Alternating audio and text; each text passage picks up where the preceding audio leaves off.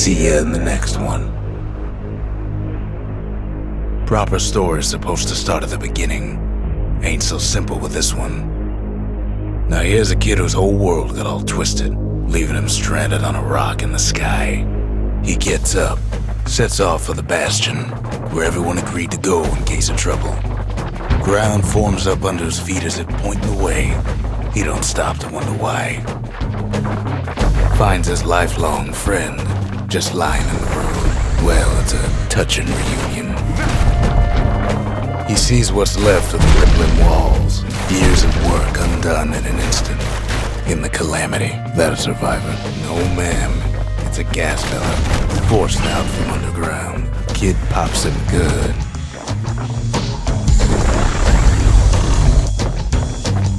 Gotta hold her still to spin up the chamber.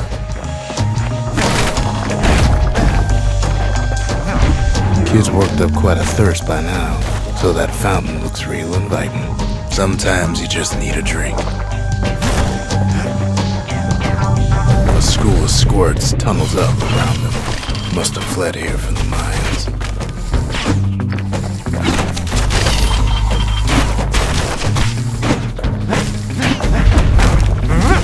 And then he falls to his death. I'm just fooling.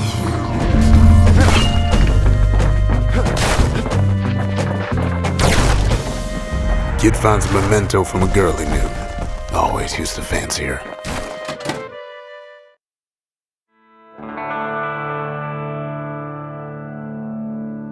He sets foot inside one of Salandia's famous watering holes. Wait, haven't I? Anyway, Rondé's place just brings back memories. Rondé always wanted his ashes scattered here. Then Kid finds his trusty shield. But just as he's getting a handle on it, the security takes him for a petty thief. Special delivery, gas fellas.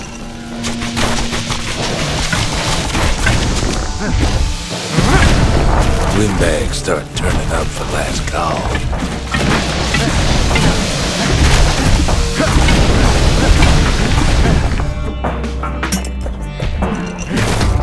More squirts start coming out of the woodwork.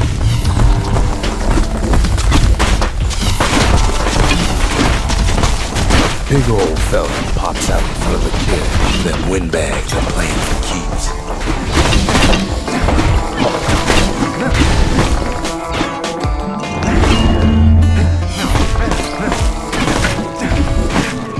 Kid sees the way to the Bastion out the window. It's a bit of a drop.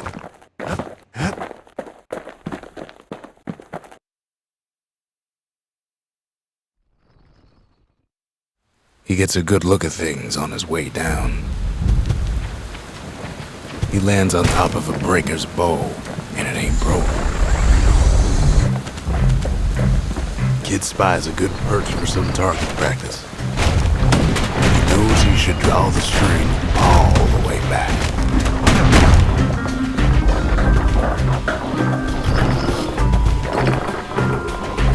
Good news is the emergency defenses still work.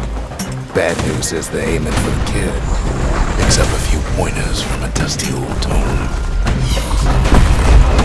He's a mighty fast learner. Kid better watch his step.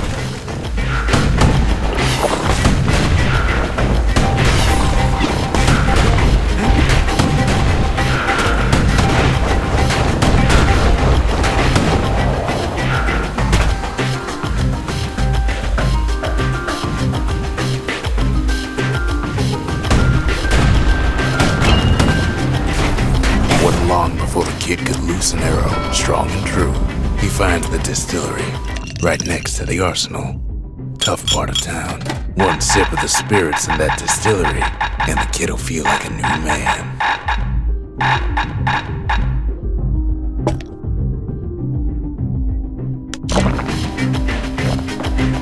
The arsenal's where the kid can pick the best tools for the job.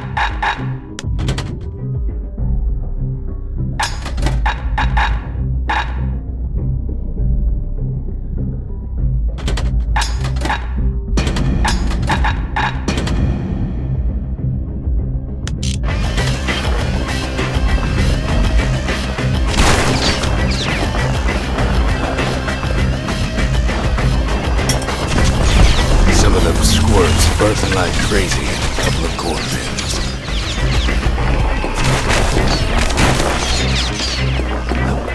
An old ferry barge sends the kid on his way. The Bastion's real close now.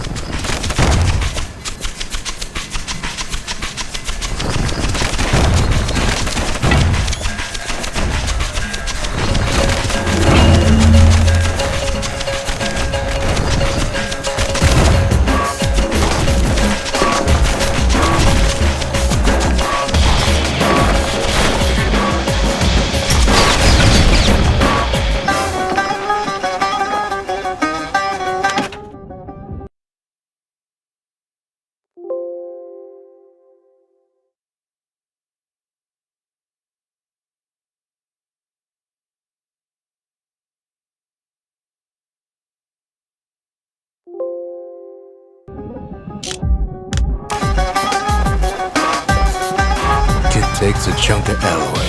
The smell of barley and spoiled blueberries fills the air.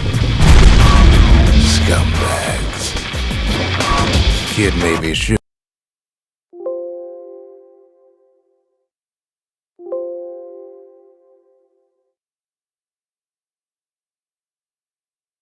have done what he just did. Kid puts him out of his misery.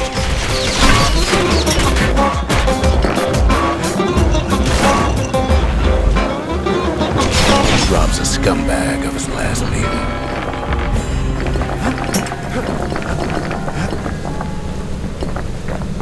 He finds the core to the wharf district.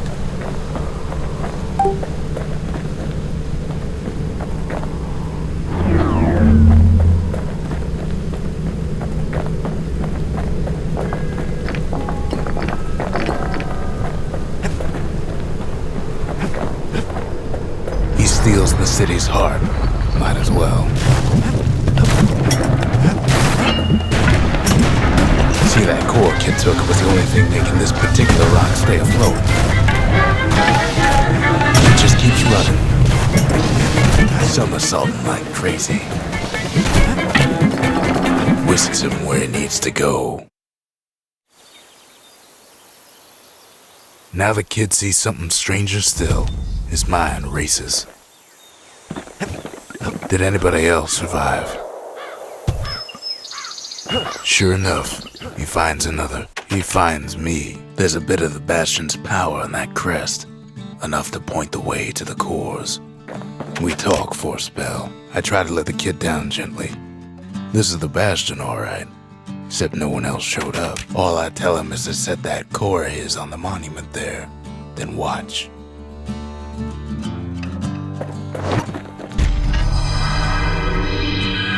Just like that, the Bastion comes alive. Starts growing again, growing stronger. Kid's gotta put its power to good use. Now the Bastion can send him even farther into the wild unknown.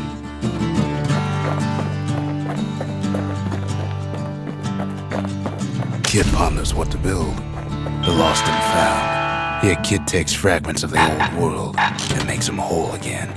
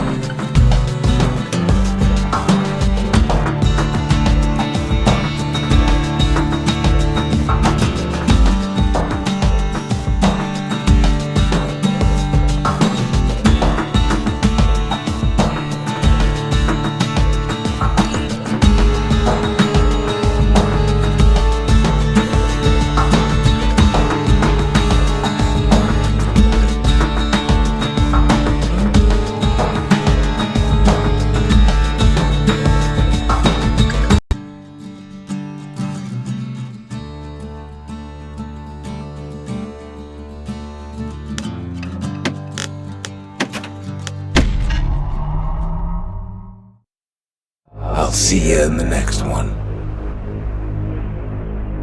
Proper story is supposed to start at the beginning. Ain't so simple with this one. Now here's a kid whose whole world got all twisted, leaving him stranded on a rock in the sky. He gets up, sets off for the Bastion, where everyone agreed to go in case of trouble. Ground forms up under his feet as if pointing the way. He don't stop to wonder why. Finds his lifelong friend just lying in the road. Well, it's a touching reunion. He sees what's left of the rippling walls, years of work undone in an instant. In the calamity, that a survivor? No, ma'am. It's a gas fella, forced out from underground. Kid pops him good. An old repeater falls out of the sky. Ain't a gift from the gods, but it'll have to do. Kid's worked up quite a thirst by now, so that fountain looks real inviting. Sometimes you just need a drink.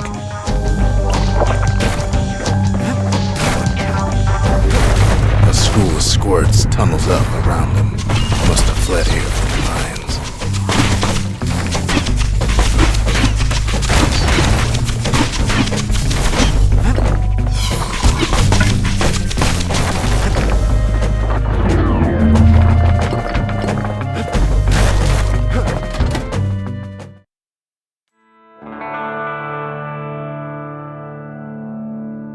He sets foot inside one of Celandia's famous watering holes.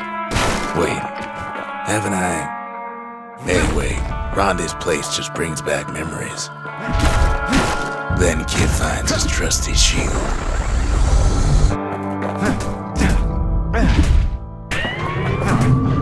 The security takes him for a petty thief. Special delivery, gas fellas. Windbags start turning up for last call.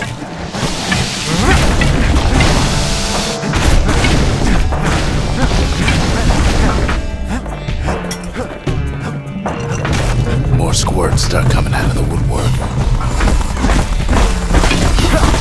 A big old fella pops out in front of the kid. Them windbags are playing for keeps.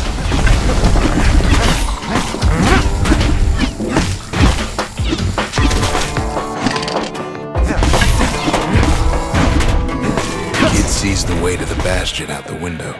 It's a bit of a drop.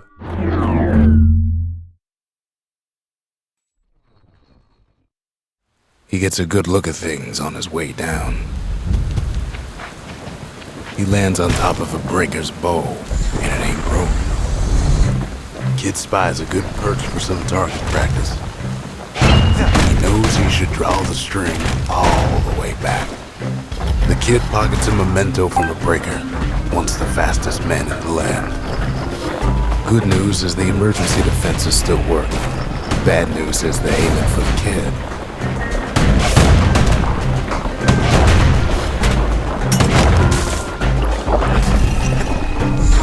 Picks up a few pointers from a dusty old tome. He's a mighty fast learner.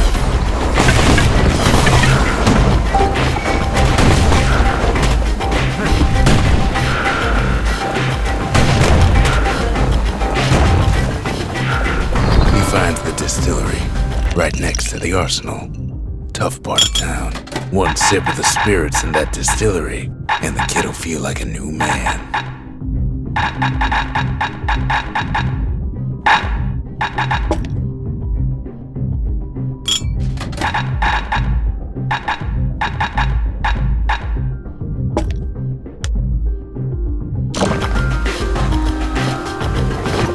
The arsenal's where the kid can pick the best tools for the job.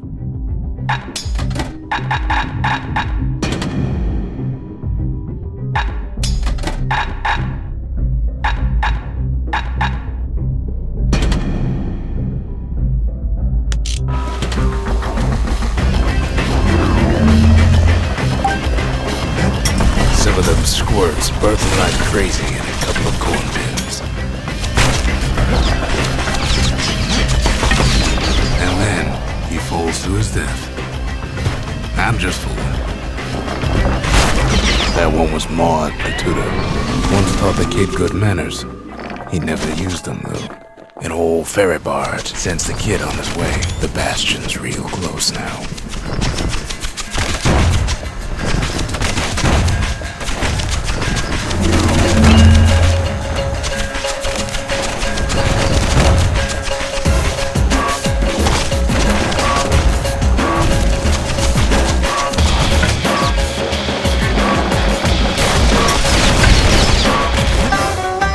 Takes a chunk of alloy. Smell of barley and spoiled blueberries fills the air.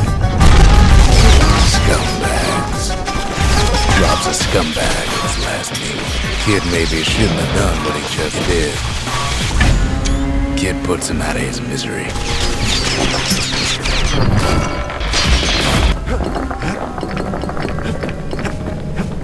He finds the core to the wharf district. He steals the city's heart.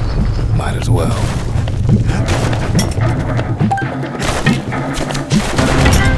Kid has a feeling you better get a move on. The place is starting to fall. Kid just keeps running. Somersaulting like crazy.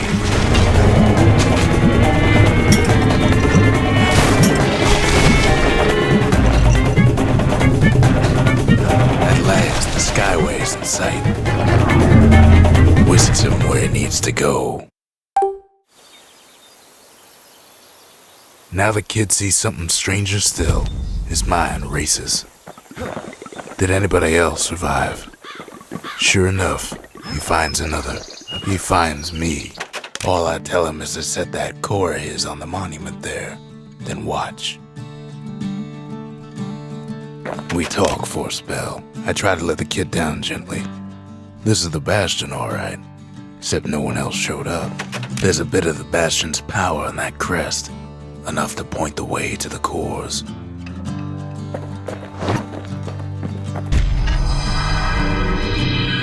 And just like that, the Bastion comes alive. Starts growing again.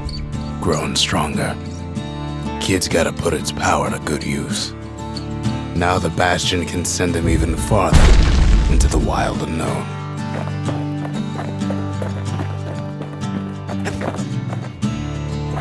Kid ponders what to build.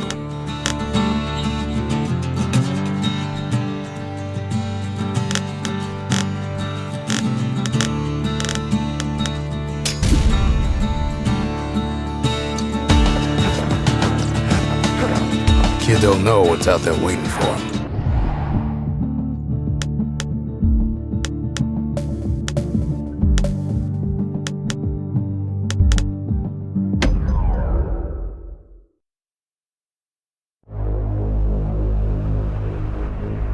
Now he lands at the intersection between bad and wrong.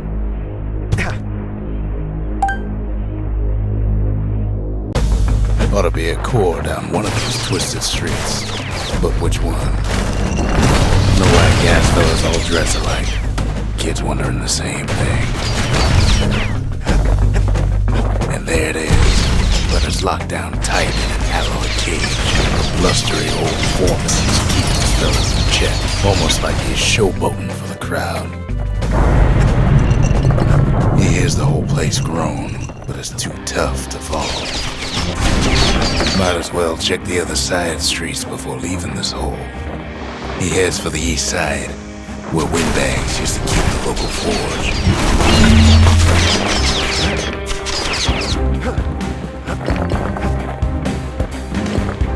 Inside the forge, Kid can fine-tune those instruments of his. Kid's lifelong friends looking fit to keep on fighting.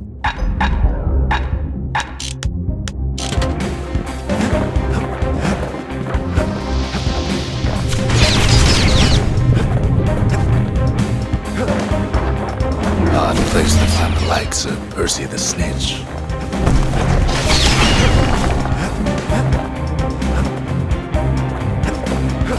He heads for the biggest dump in town, Scumbag Alley. He heads for the squirt steps, only no field trip this time. Scumbag can digest just about anything. Except for this, it's quick for slicing and light enough to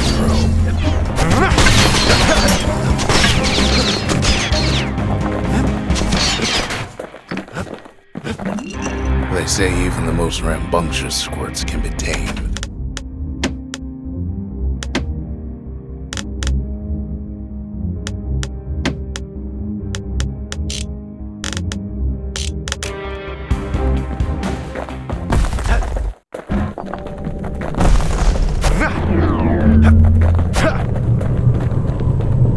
Squirts just don't know when to quit. Squirts don't make the best of friends, but they can be useful in a pinch.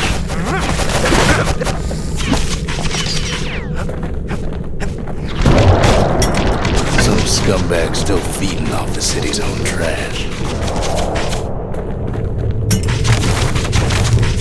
And there he is, the oldest scumbag of them all, Gershel.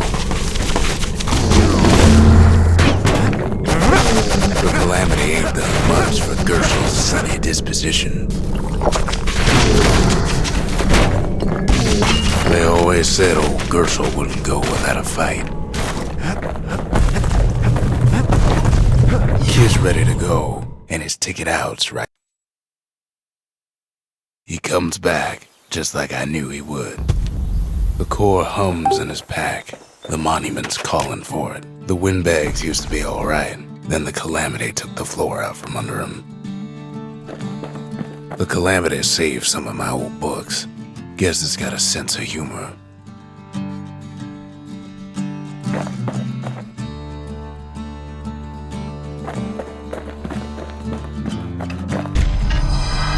Kid does it again. Only fair he decides what we build next.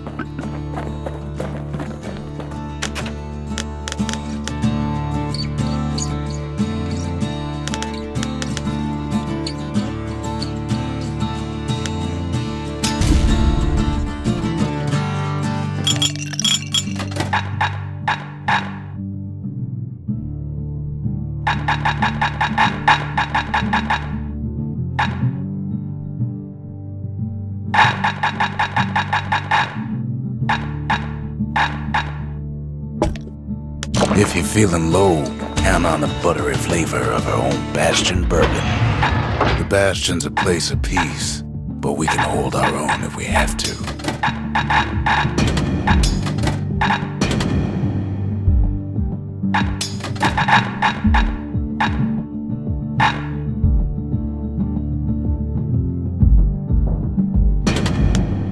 The repeater and machete, favorite choices of the Ura hunters we once fought.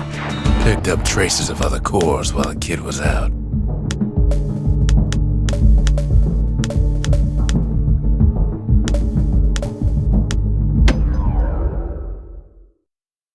I'll see you in the next one. Proper story's supposed to start at the beginning. Ain't so simple with this one. Now here's a kid whose whole world got all twisted, leaving him stranded on a rock in the sky. He gets up, sets off for the Bastion, where everyone agreed to go in case of trouble. Ground forms up under his feet as it points the way. He don't stop to wonder why. Finds his lifelong friend just lying in the road.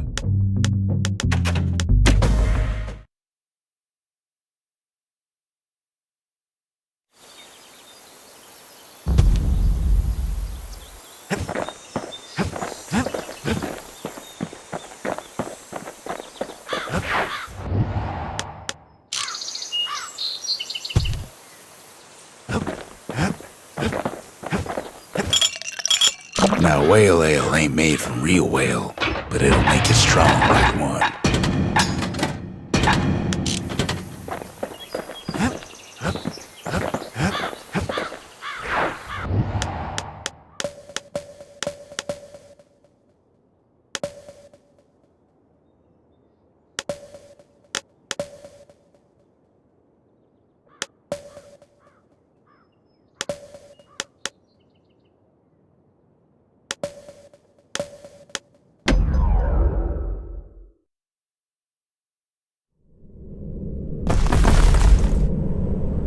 better days, the melting pot was sealed tighter than the skin on a squirt.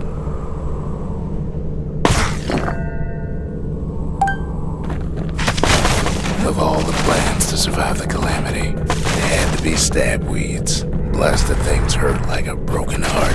He cuts down every stab weed like there's gonna be a prize for it. If there's a core, he figures it ought to be deeper down. He throws a switch. Now what could possibly go wrong? Quite a bit, as it turns out. The cage starts lifting from the core ever so slow. All Kid can do is wait. Shipments start falling in.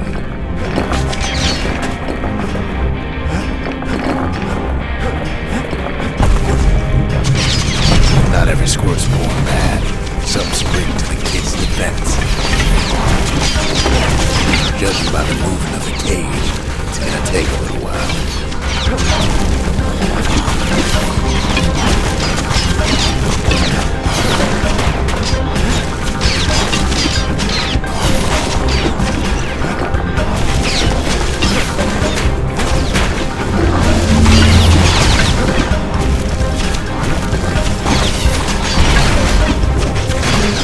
Scumbags don't take kindly to interlopers.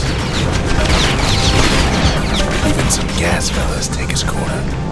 Heard he popped that mean old foreman.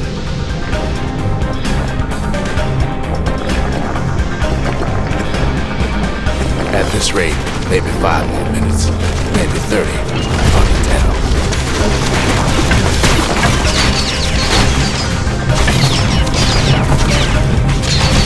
Squirts get real territorial around the core. Then a shipment of free samples shows up. It ain't all bad, because the Kid finds some spices from the motherland, tax-free.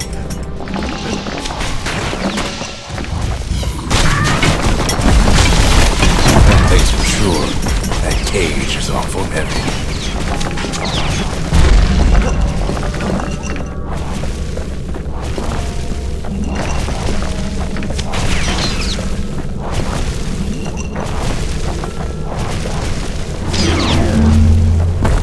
Troublesome scene, sure.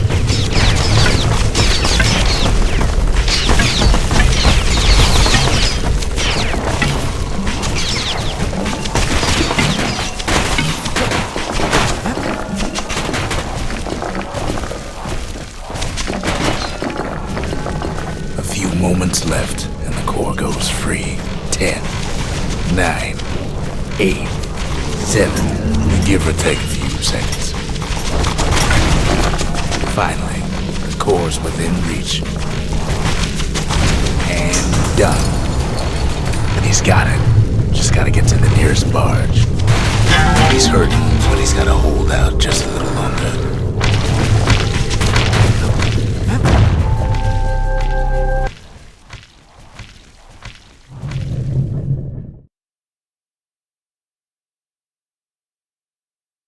I still remember the look on his face after that one.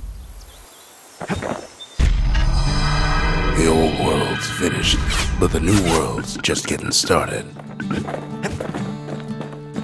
Folks voyaged across the boundless sea to found Ceylondia. It was good living here for a while.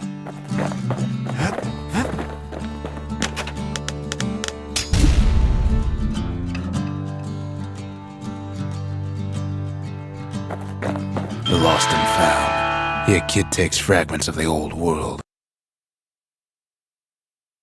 and makes them all.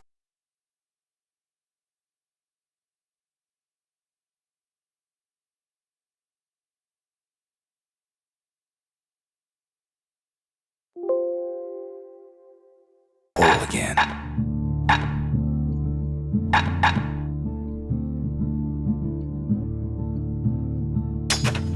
All it takes is some fragments, and the Bastion makes it good as new.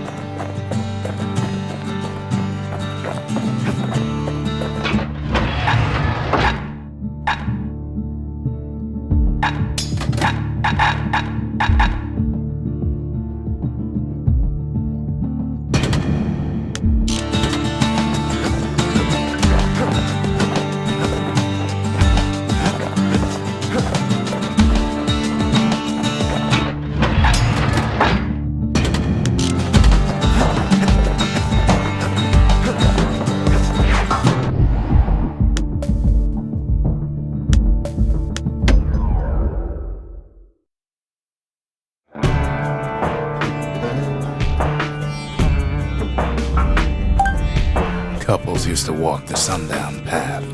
Kid ain't here for pleasure, though. But then, somebody gets to the core before the kid. The floor starts giving way under the lightest step. A single panic squirt could bring the whole place down. Fragments of the old world rain from the sky. Stray valuables are lying everywhere. The kid thinks twice about risking his eyes. Security is all fired up. See, the path was intended for leisurely strolling and such.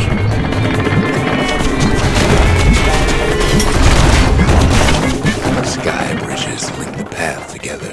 One of them bridges whips the kid along. Finds a spyglass, like the ones they'd use to search the stars.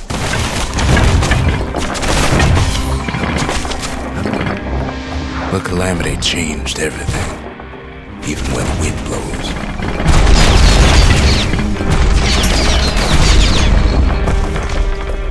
Well, if we mastered the winds in the old days, we can do it again.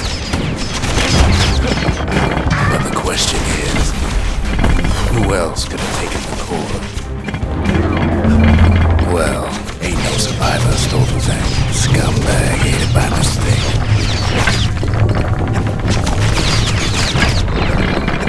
No, they used to ship live munitions down the path. He's wise to toss those things plenty far away.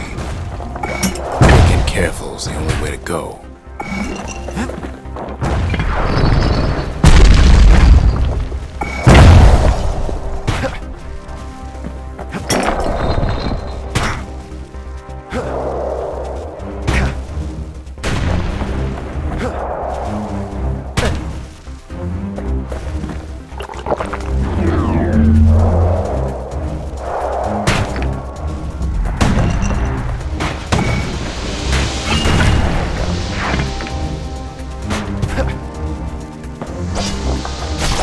Gas fellas need some shut-eye from time to time. They get real cranky when you wake up.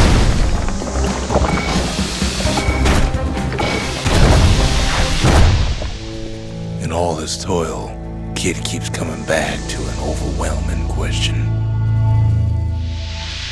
Who else could have survived the calamity?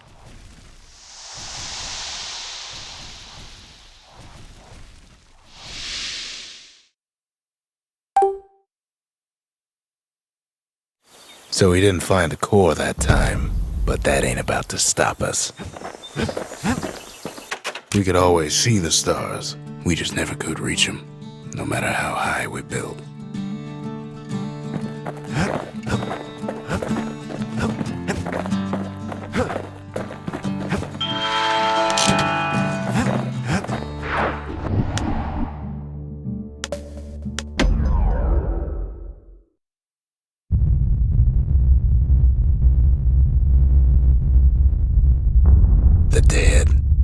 The dead ain't gotta worry about this mess.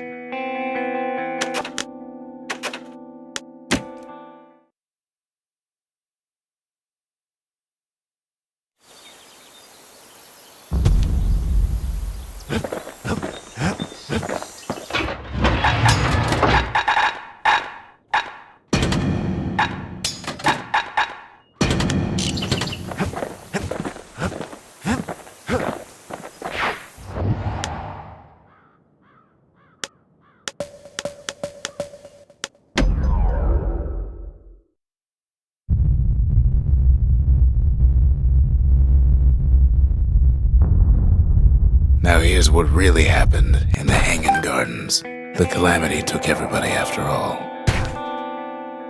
Kid sees it plain, frozen faces all around. These folks never saw the calamity coming, but someone did. Someone close. It was someone like him. Something so familiar about that man. It's a snag or two trying to get to him. He ain't about to stop, no matter what. He's got so many questions after all. Just ain't got time for answers. The Thunder Brothers didn't make it. They never saw what it was like beyond the wall. Norty, the bird boy, didn't make it. The Jawsons, they didn't make it. Grady Sr., Grady Jr., they didn't make it. But him, he survived.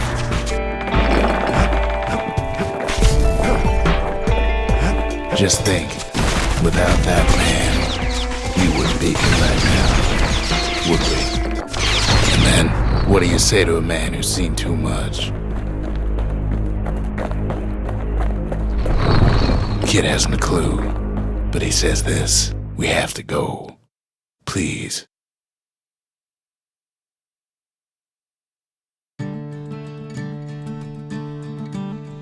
He's a proper gentleman, that man.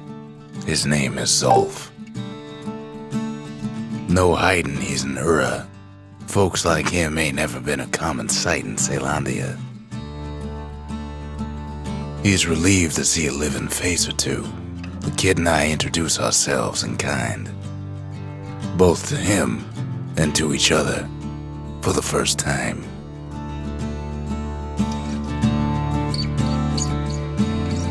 We all lost loved ones in the calamity, he says. I don't know how I'm gonna go on without mine. Zolf offers to help me plot the skyways for the kid. At least the calamity hasn't touched the stars, he says.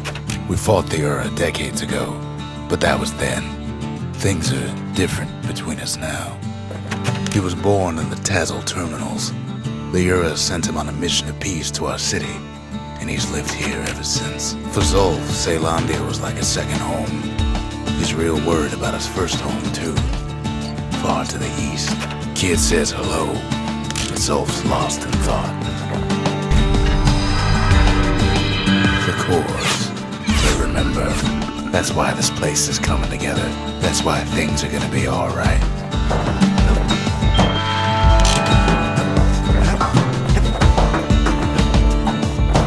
Well, look what we have here.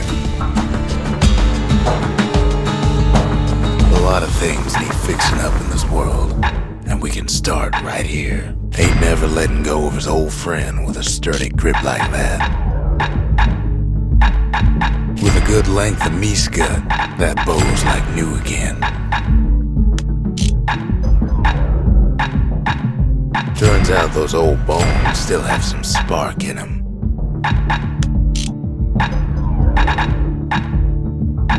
The little Zolwood oil and that blade shines like a light.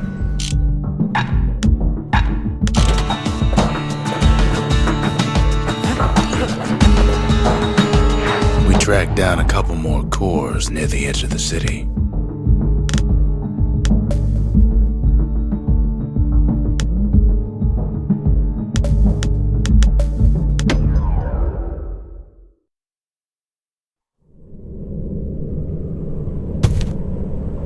The gods, they're all undone.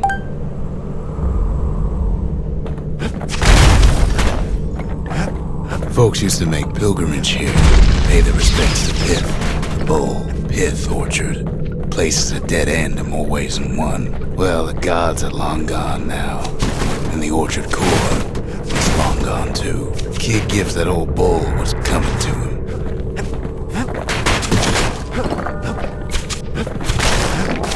Pith stood for something once. Something real. In time, though, the bull stopped being a symbol and started being decoration.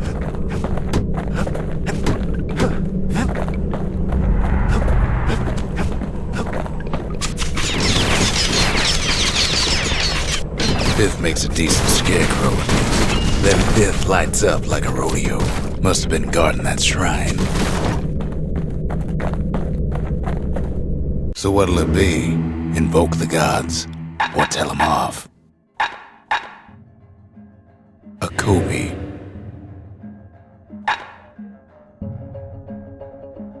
Lemaine. Pith. Henson. Udrig. Rothus.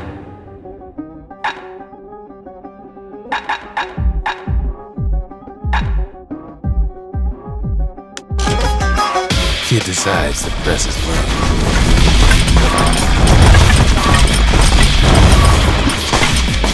gods are alive, they must be plenty sore.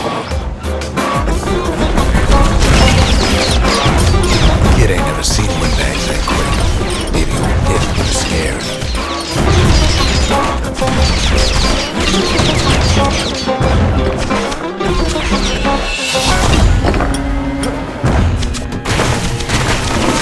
Kid passes Pith's trial, and he's richer for it.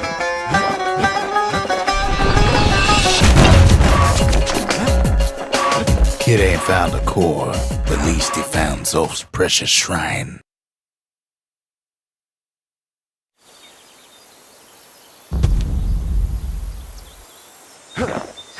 Zolf doesn't touch the thing.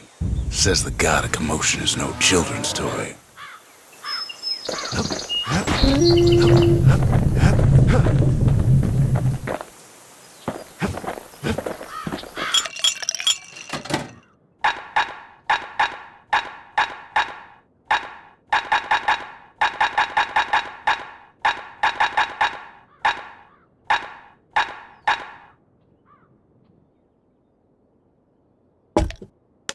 Champagne's made with scumbag extract, hence the barley aroma and the nausea. The Ura feared the gods.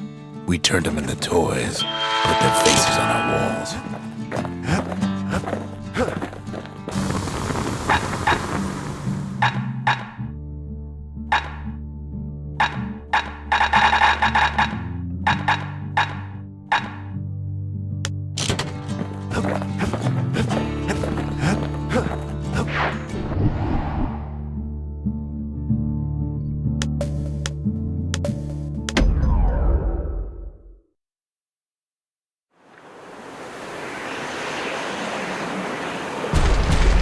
There's only one way to Cinderbrick Fort.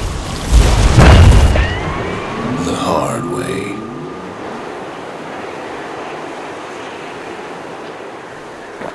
Sure, the city marshals may be gone, but now the fort's crawling with windbags. The calamity was mercy, normal folks.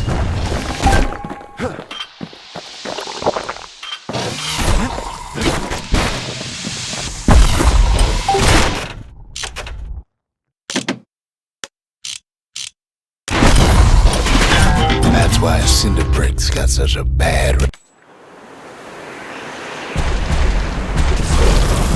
fort's still standing there, waiting for the kid, mocking him. Sure, the city marshals may be gone, but now the fort's crawling with windbags. The calamity was mercy, normal folks. The windbags ain't so lucky. They've been left to freeze or starve or face the kid. But windbags, young and old, keep fighting for the fort. At least the marshals left the kid a parting gift. Something the windbags just can't handle. Something that'll punch clean through their greasy hides. Windbags ain't much different from normal folks. All they want's a warm place to stay and a decent meal.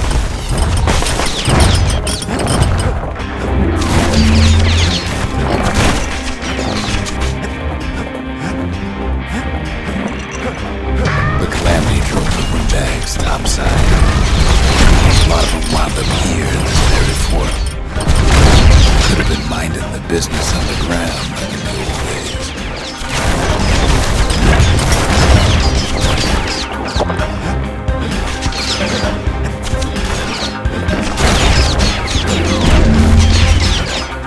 Cinderbrick gave him enough heat and metal to munch on for a while.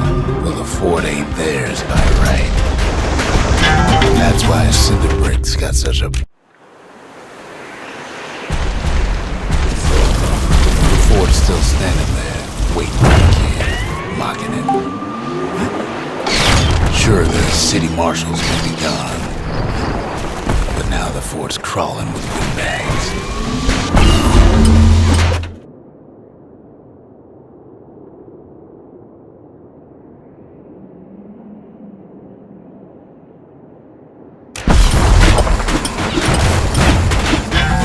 That's why cinder bricks got such a bad reputation.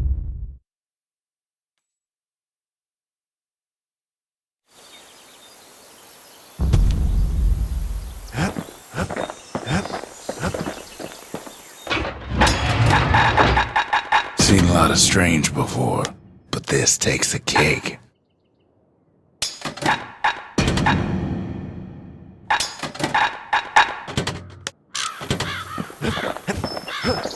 You show me whoever made this, Zolf says, and I'll show you a scientific genius. Some things just ain't meant for this world, but who are we to judge?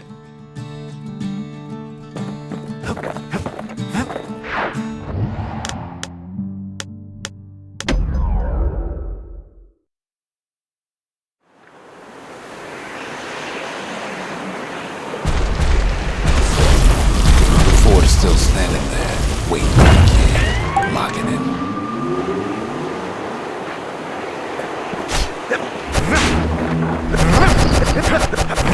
Sure, the city marshals may be gone, but now the fort's crawling with bags. The calamity was mercy. The windbags ain't so lucky. They've been left to freeze, or starve, or face the kid.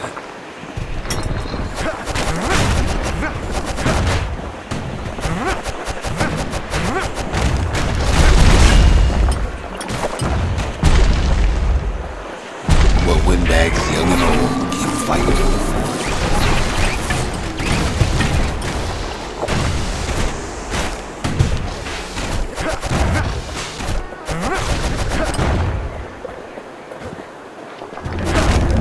At least the marshals left the kid a parting gift. Something the windbags just can't handle. Something that'll punch clean through their greasy hides. Windbags ain't much different from normal folks. All they want's a warm place to stay and a decent meal.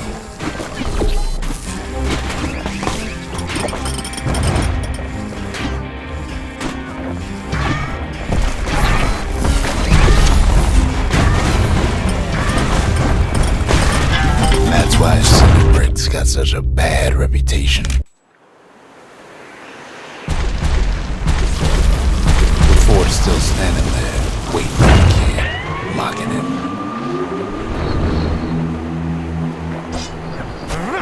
Sure, the city marshals may be gone, but now the fort's crawling with windbags. The calamity was mercy. The windbags ain't so lucky. They've been left to freeze, or starve, or face the kid.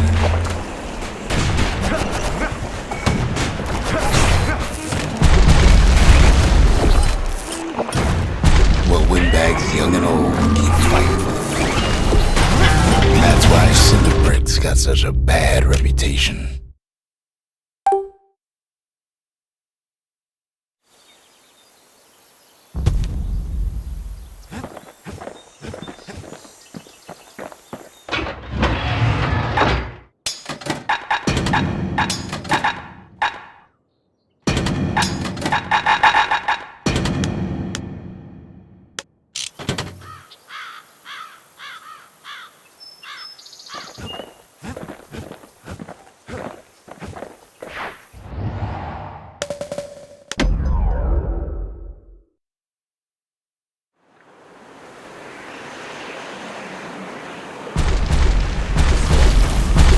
Still standing there, waiting for the kid, mocking him.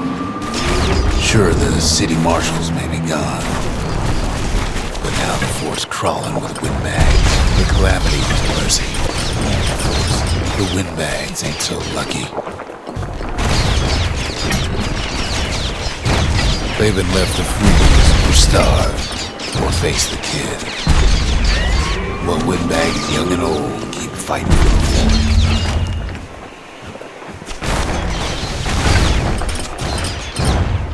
At least the marshals left the kid a parting gift. Something the windbags just can't handle. Something that'll punch clean through their greasy hides. Windbags ain't much different from normal folks. All they want's a warm place to stay and a decent meal. The calamity drove the windbags topside. A lot of them wound up here in this very fort. Could have been minding their business underground like in the old days. Windbags can't use the marshal's supplies, but the kid sure can.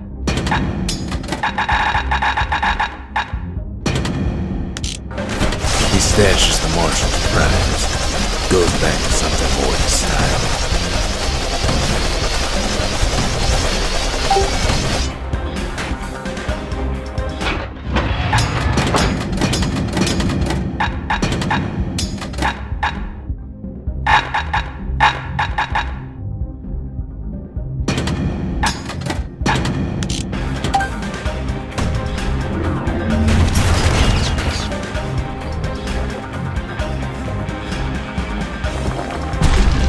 As for the windbags, Cinder Brick gave them enough heat and metal to munch on for a while, but the fort ain't theirs by right. So many of those sorry things hold up inside that old fort.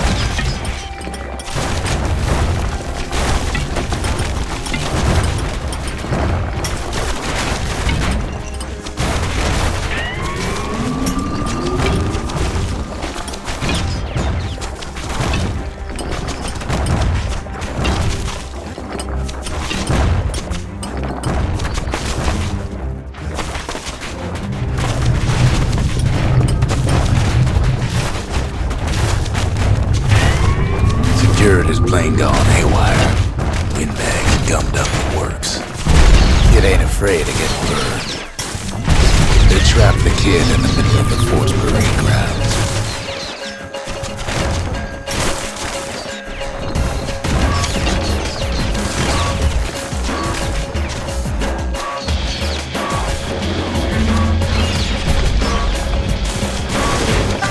The uncles go out with a whimper.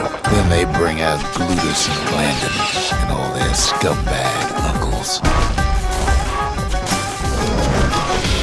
The other big fella soon joins his brother, wherever they are now.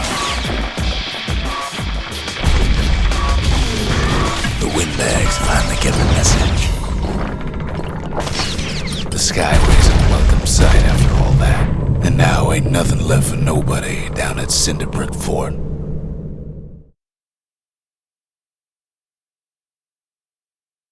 Kid shows up just as Zolf's telling me about his own journey to the city. Zolf brought his antique smoking pipe all the way from the terminals. Zolf's travels ain't much compared to what the kids had to go through for all this.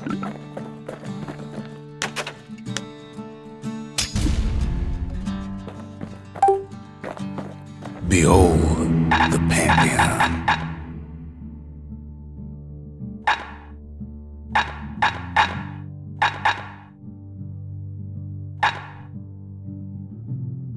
Garmouth.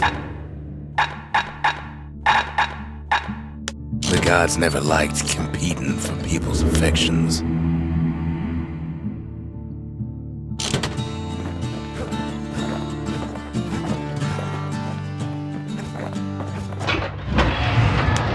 Doesn't hurt having a couple of trusty old guns on hand.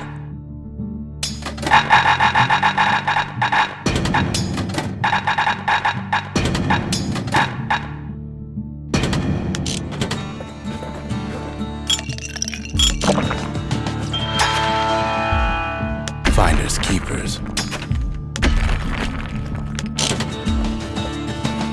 Even since the Ura surrendered to us, the marshals kept a wary eye on him. The marshals seemed like good men, he says. They treated him with dignity.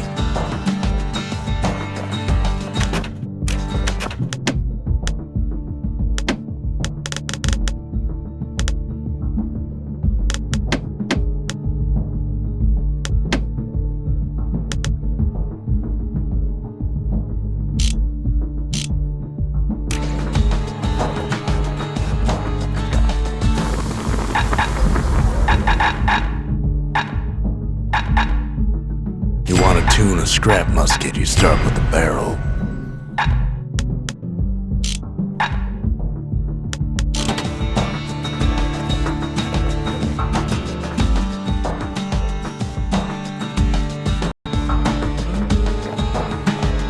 Seems the only thing the Calamity saved for Zulf was his smoking pipe.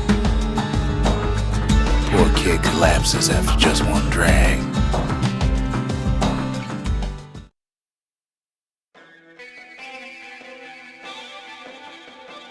The past. Only good thing ever come out of the past is history.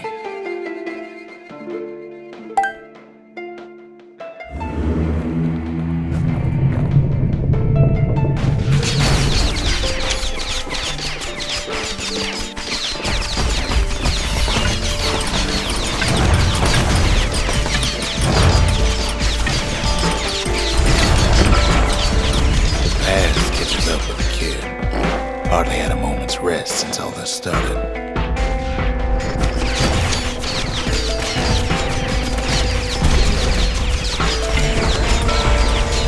Fair to say he's led a hard life, supposing what he says in his sleep ain't no lie.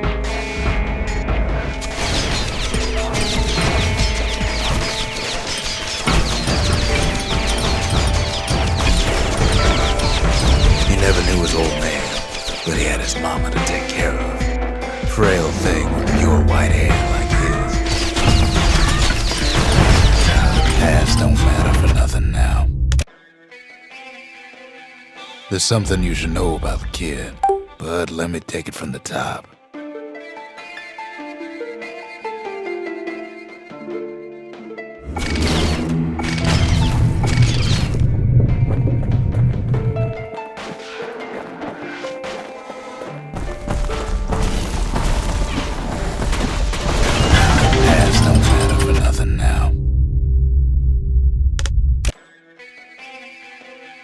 Ever tell you how the kid got himself wrapped up in this mess to begin with?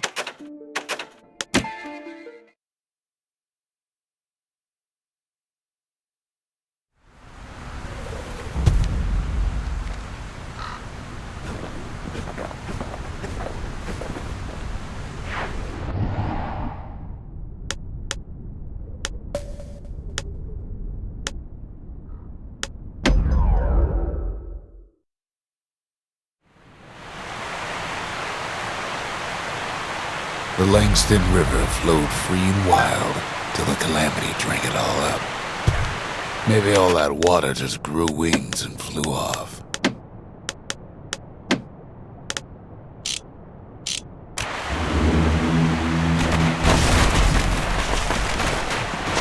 Riverbanks swarming with bags.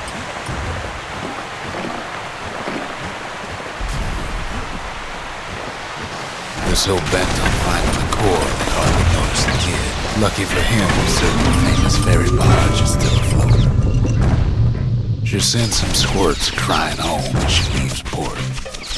Maybe Nellie knows the way to the core.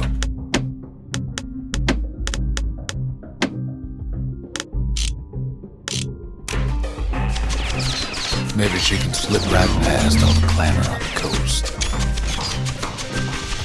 Or maybe not. The security skiff pulls up portside. Nellie's just another windbag to those guns. Just then, the windbags notice who she's sailing with.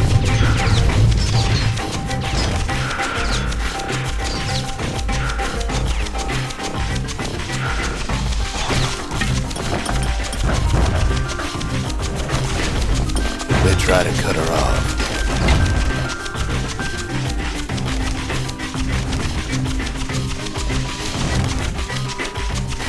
They try to slow her down.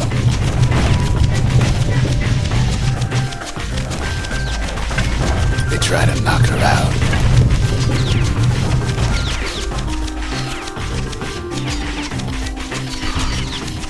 Well, weeping Nellie tries harder. Try as she might go, she hits a snag.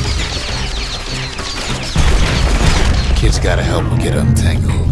Favors for favors.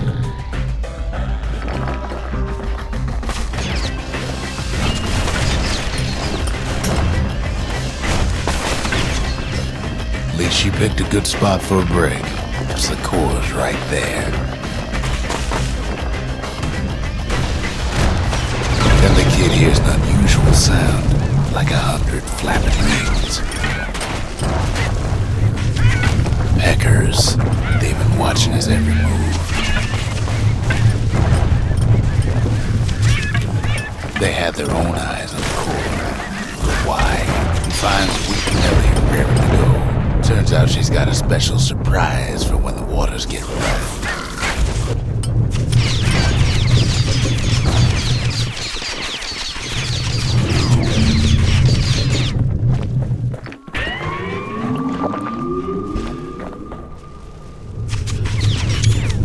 She's gonna need a little help with all them peckers. Traffic things think they're king of the roost now. Rest of us only wish we could fly in times like these.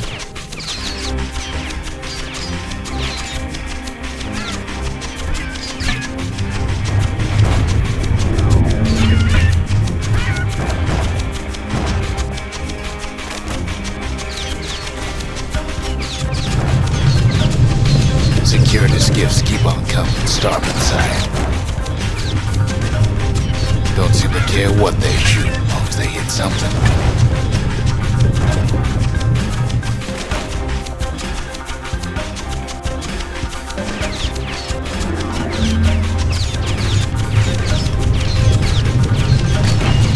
The windbag's getting even better out here.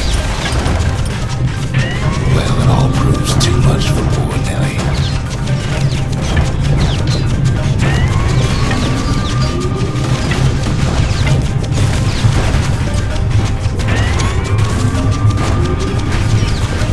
Just gotta make one last stop. With her last breath, Nellie gets the kid to solid ground. Solid ground in picker country. They want that core real bad. Might be they want it just as bad as a kid. Kid shoes them off, knowing they'll be back. Know how many times kid nearly fell off the barge back there? Not even once. Now, listen close. You should remember.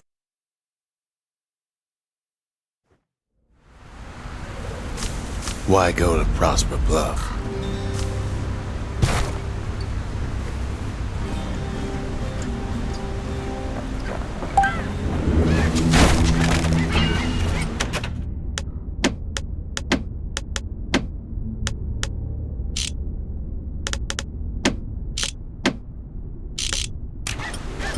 Used to take an enterprising man, or a plain old fool, to venture out that far. The city was the most beautiful place in the world.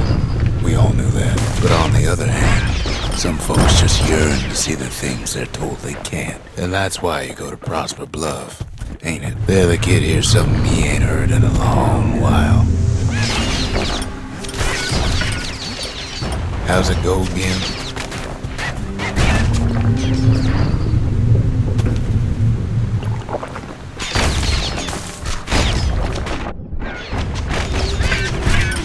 That's the one. Timeless.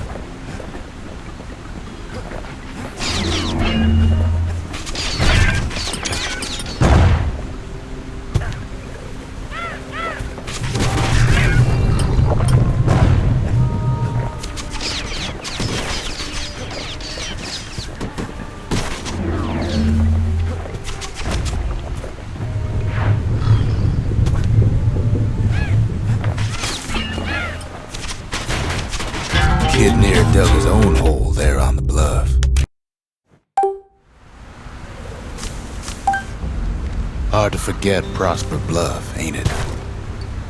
Used to take an enterprising man or plain old fool to venture out that far. The city was the most beautiful place in the world. We all know that. But on the other hand, some folks just yearn to see the things they're told they can't. And that's why you go to Prosper Bluff, ain't it? The other kid hears something he ain't heard in a long while.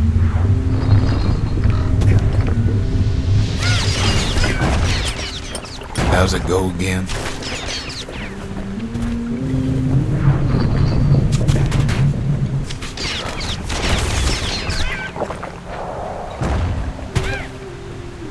That's the one. Timeless.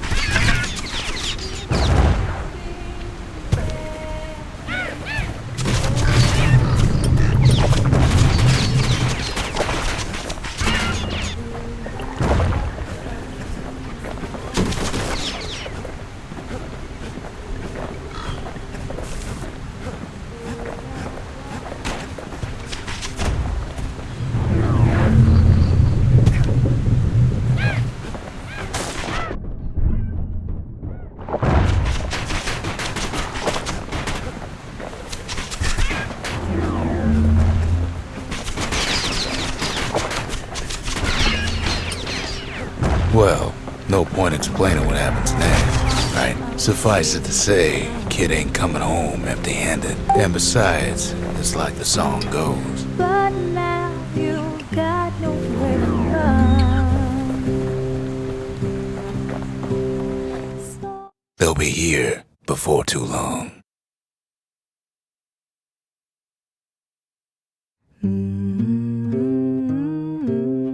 We darn near celebrated when the kid got back, didn't we? Zolf never thought he'd see a fellow or again. We become fast friends. Calamity has that effect on people. But there was more to be done. There was one last core to find. Kid ain't finished here yet. Kid's surprised when I tell him there's only one core left. I shouldn't have believed it either. The memorial. Here kid can pay respect to the old world and earn it in kind. The valediction. Just another one of my sketches. Nothing more.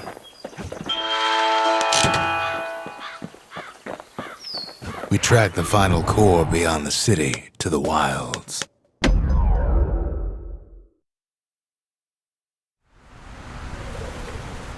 The wild unknown. Place can eat a man alive. Place is so raw, even the Calamity couldn't cook it. Not all of it.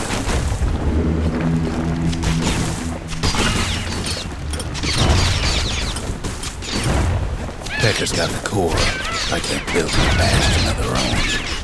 The welcoming committee scrambles to attention. Didn't expect the kid so soon. They shouldn't have let their guard down. Getting that core was one thing. Getting out's gonna be another. He digs his way out of the clearing, but the wilds won't let him go without a fight. Wallflowers survive the Calamity. best take it real slow. Pincushions are afoot.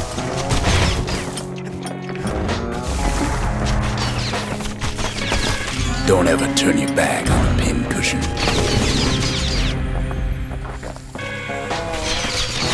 A handful of windbag shipments made it out this far.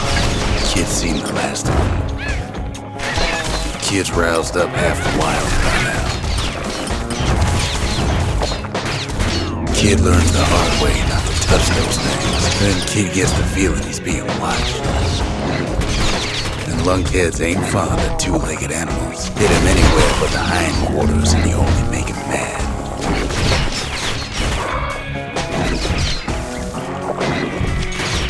He's anxious to get back. The calamity must have scrambled their eggs. After all, he's got the final core. His journey's over, right? Well, no, it ain't. Not by a long shot.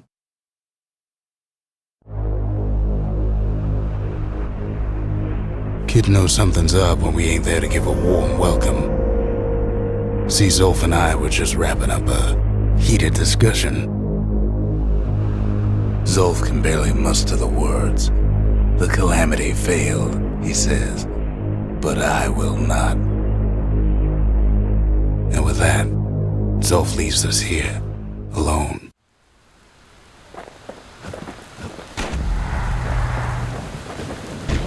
Zolf banged up the monument pretty bad.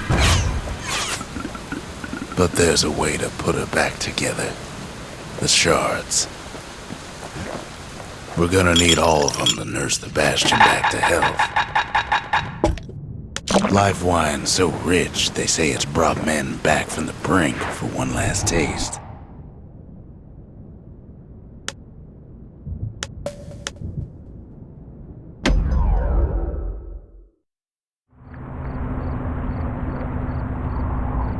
After Zolf's little episode, Kid sets off in search of shards. First stop, Jawson Bog. You'll get lost in that bog, I told the kid, and I won't be able to guide you back.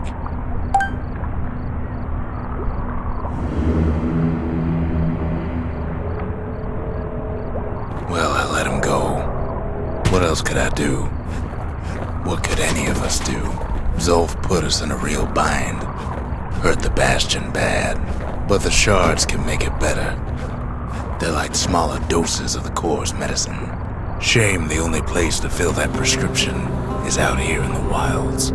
This place is intoxicating.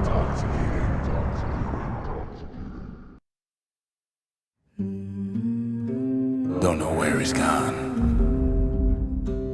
Might be gone for good for all I know. Wherever he is, somewhere I've never been. Somewhere I never want to go.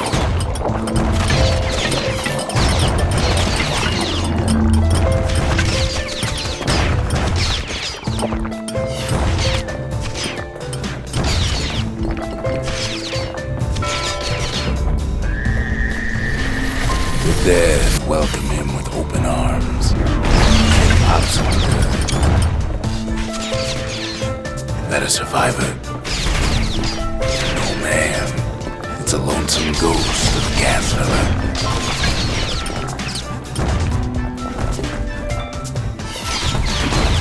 What do you say to a kid who's seen too much?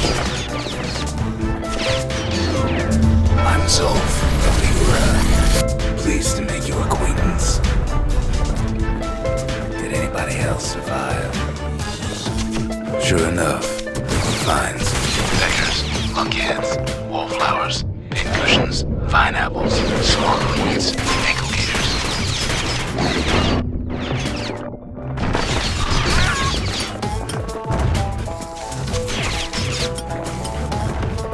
Now the Bastion can send them even farther into the wild unknown.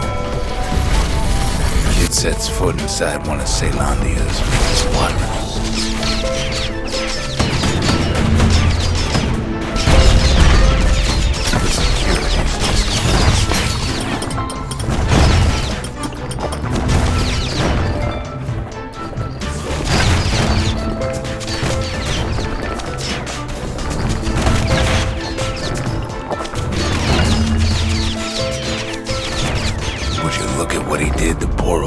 Blondie the bartender.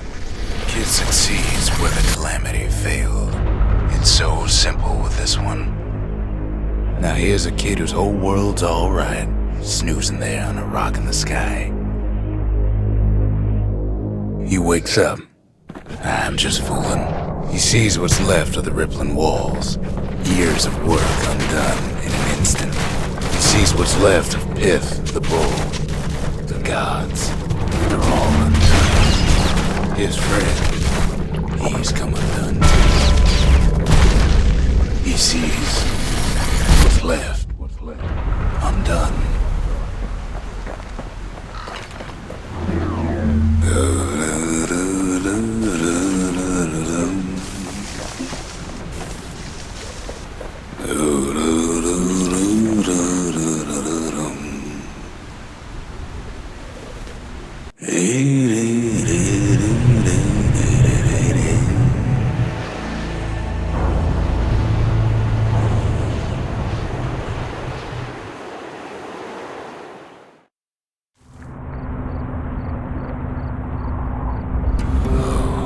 Near lost my train of thought just thinking about that place.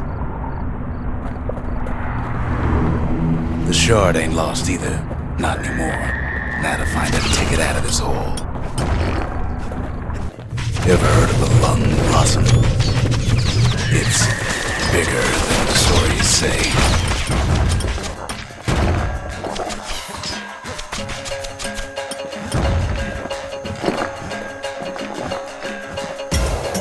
Hard to get a sure footing in the bog.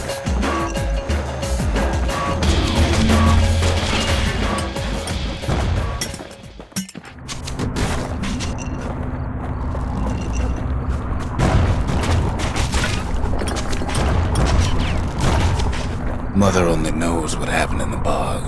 Kid never much cared to speak of it.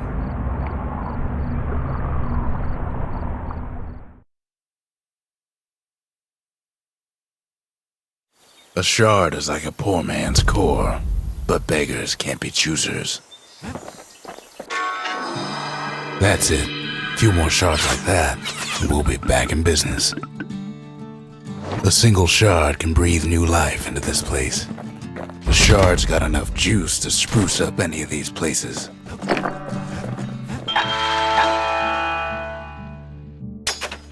It wasn't fixed, it was unbroken.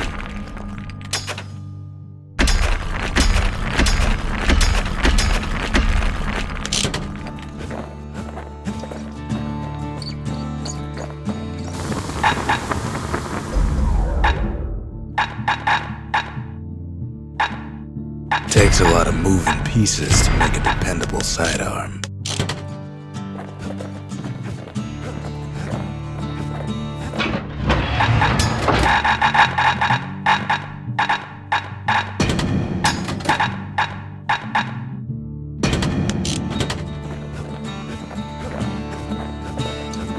The city tried to use the shards to stake out the wilds.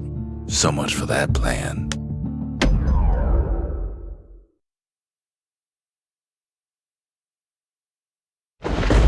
Ankle gators used to roam the wilds, and they nested at Rothes Lagoon. Many a tale folks used to scare their children straight originated here. All kinds of beasts with no up from down, still living about. These beasts, they don't like company.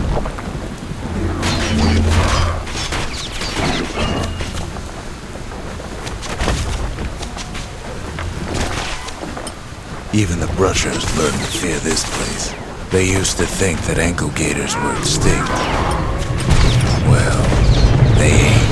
Turns out Queen Anne got a hold of a shard. Ankle gators love shiny things. The brushers use their pikes to keep their distance around here. Now the kid can do the same. They say you can't hurt an ankle gator unless it's raining. And it ain't raining. Sharp sticks make Queen Anne nervous, so she backs off a bit. Queen Anne can't fit down some of these narrow paths.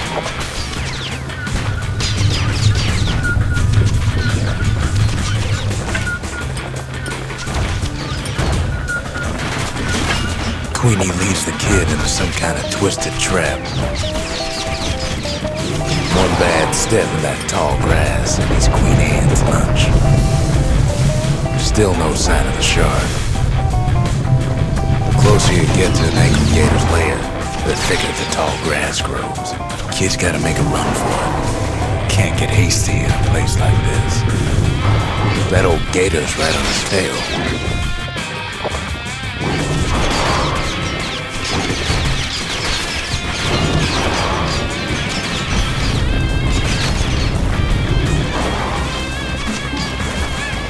Queenie must have scared a bunch of peckers out of hiding. Ankle gators don't much care for their young. That's why there ain't many around. Seems even stinkweeds know to stay away from the queen.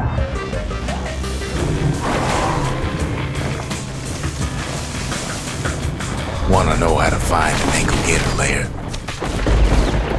You use a kid as bait. The shard's sitting in plain view. Now she's coming for him. She's got nowhere else to go. She's starting to get annoyed. They say if you run across an ankle gator, you better keep running.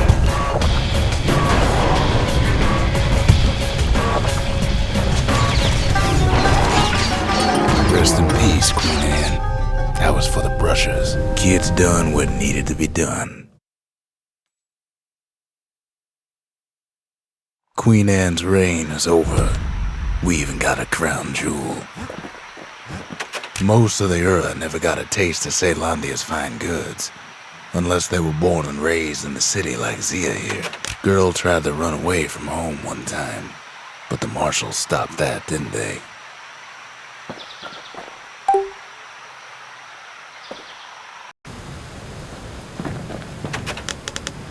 That gator's a crazy gal, but so is the gal who promised to look after her. Girl tried to run away from home one time, but the marshals stopped that, didn't they? So many secrets in there and she can't even read it. Her father's own journal. When Zolf got through reading that journal, he just snapped.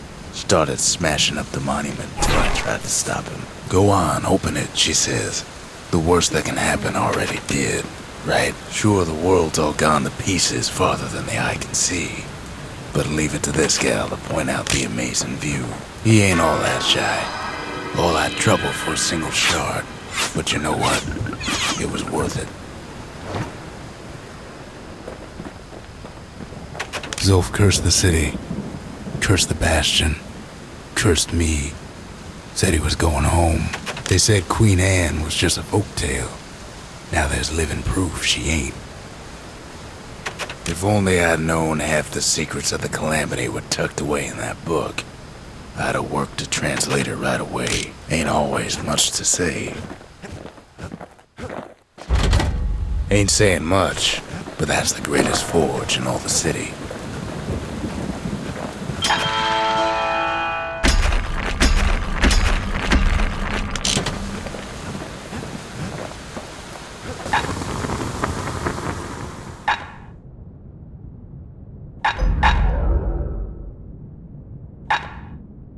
Now he can shoot that fang repeater all day long.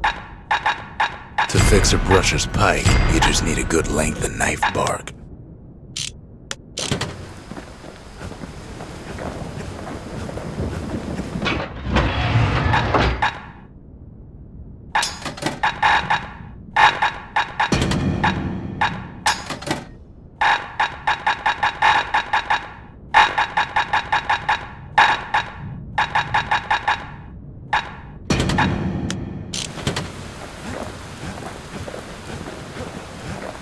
The next shard should be farther out there in the wilds.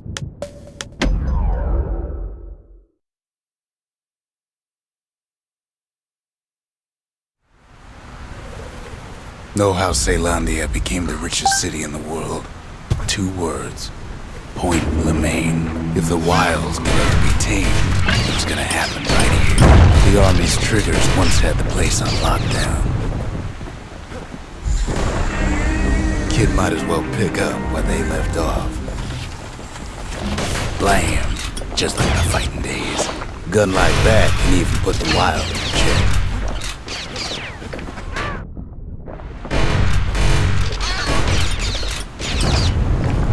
Point Lemaine seen better days for sure, but it ain't done. Whole place shudders in a fit. The grand rail of Point Lemaine, not only is it still there, it still works. Of course, it's no longer shipping hides and alloys and spices, but it can give the kid a lift. Just as long as he can stay clear of the trouble on the tracks.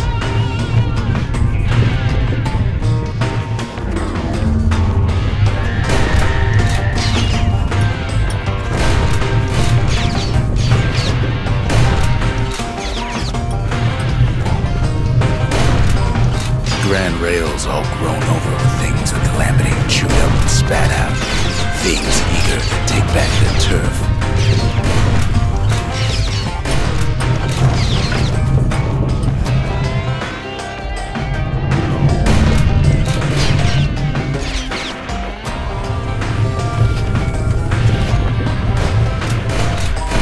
Kid don't let so much as one of those things slip by.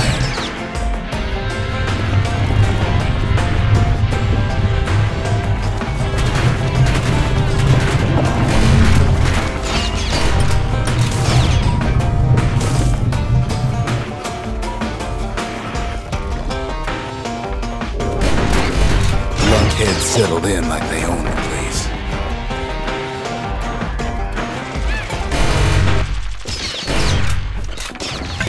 Takes fancy footwork on the rail, over wallflowers, coughing fungus everywhere.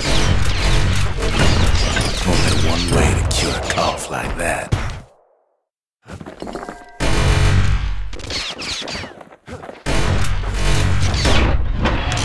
Of course, the grand rails see much more fighting in bygone times.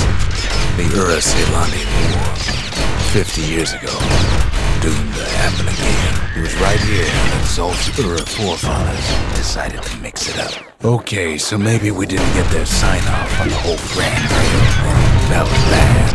The rail must have shook the Ura to the bone down in those dens of theirs. Well, the rail won't last much longer now that the kid took the shard. It's still got one good run in store for him, though. All the rotten wood there on the rails turned it into swamp weed central.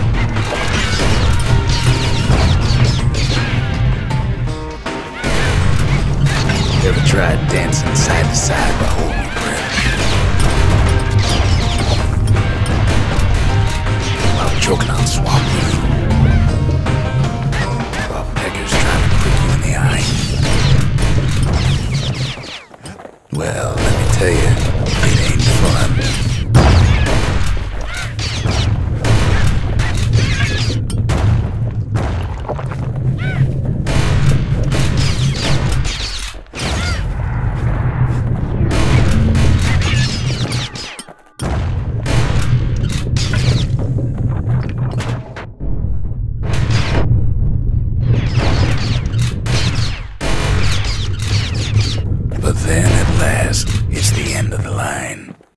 He'll be picking swamp weed out of those boots for days.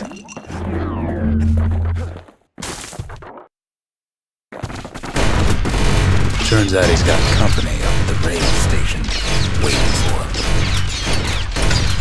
Not just another wallflower or pincushion, mind you. At first he thinks it's Zulf. This is for you, says the man.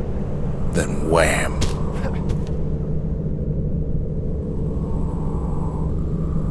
When the kid comes to, the man's long gone, but something else is there.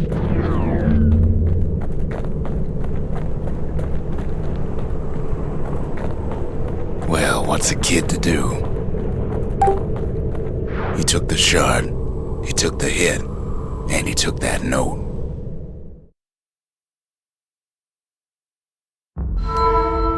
That note cuts straight to the heart of things, don't it?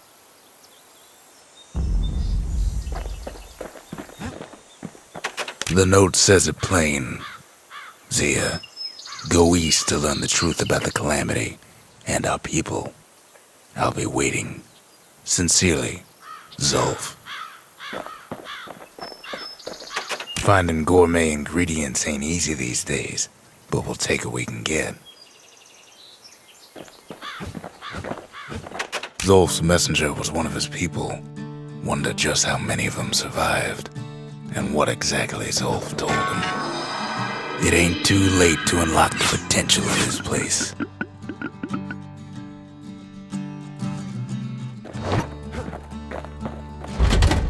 The arsenal's complete, in case we need protection.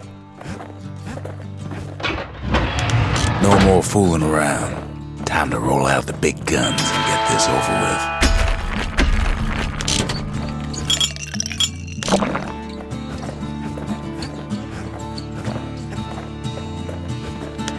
The culture, a still life of old unwanted keepsakes. The shards are getting harder to find.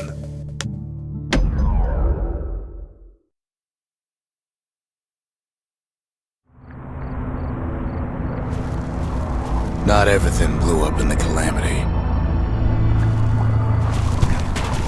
Why Colford Cauldron here blew up way ahead of its time.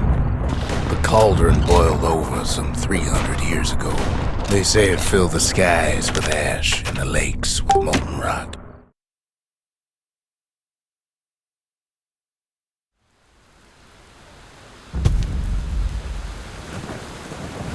Kid arrives just in time to sample Zia's famous cooking.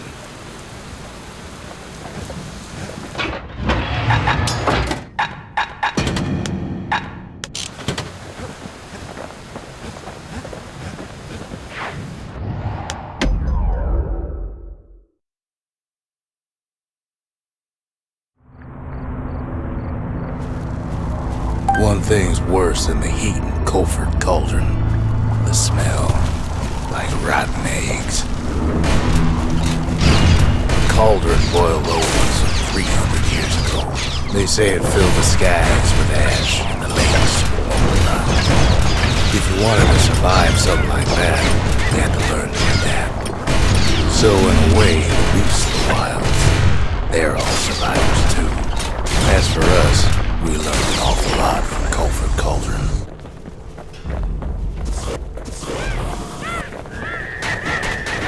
The raw power of the world fell right into our hands.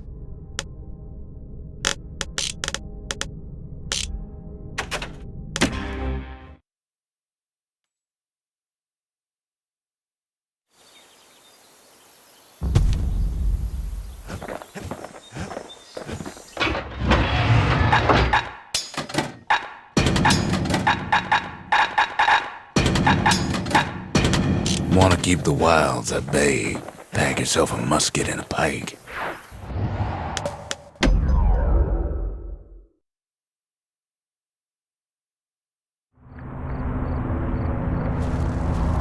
One thing's worse than the heat in Colford Cauldron. The smell. Like rotten eggs. The cauldron boiled over some 300 years ago. They say it filled the skies with ash and the lakes with molten rock. If you wanted to survive something like that, you had to learn to adapt. It takes a certain stubborn pride to keep on living in a place like this. As for us, we learned an awful lot from Colford Cauldron. Playing with the cauldron's fires became an addiction.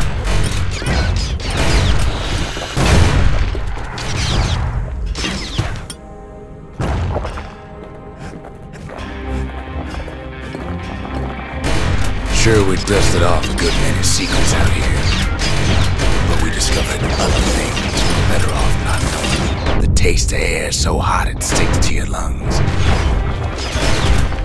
All sorts of awful things crawling up.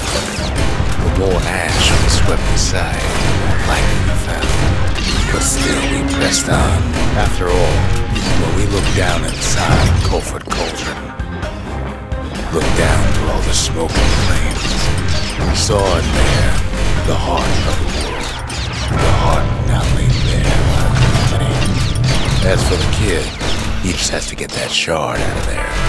Too bad taking that thing woke up every last stink eye from here to Johnson Bog.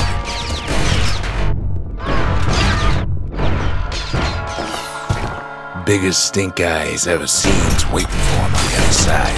But where there's one stink eye, there's always more.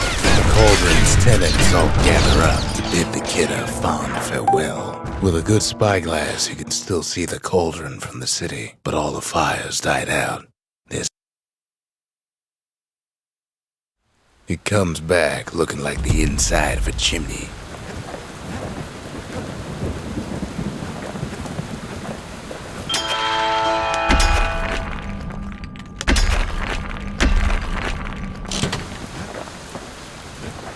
They said the wild could never be tamed. If only they could see us now. Sometimes a single look says it all.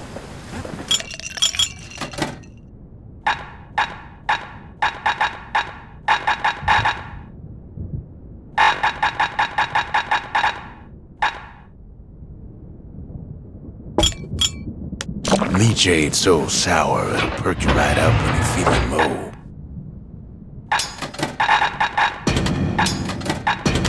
Ever see a kid with a musket and a fire bellows? Bit of a disturbing sight. We're all a little short on friends these days, so that's a welcome sight.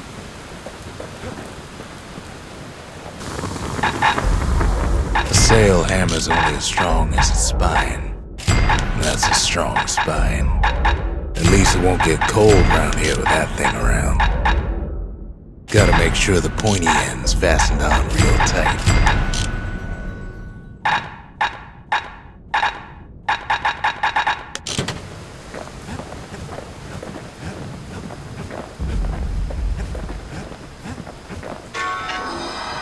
The shard works like a charm. You can hear the monument's heartbeat again.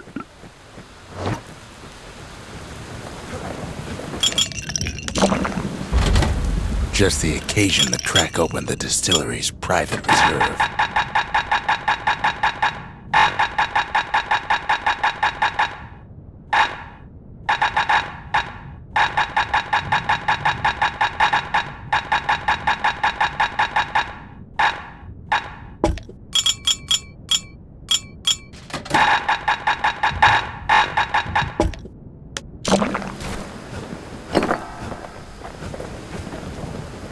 Can't be too careful these days.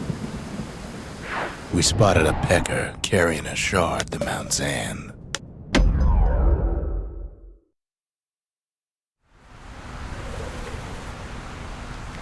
Can't rightly call Mount Zan a mountain anymore. There's no more mountains now. There's no place left for the beasts of the wild to go. We only found their little lair because they found themselves a little shard. The creatures of the wild, they've been building a bastion of their own, but they ain't yet prepared for any company. Best thing we can do for those beasts right now is put them down quick and clean. Even if the beasts of the wilds won't like it. What the city left behind, those beasts took for themselves.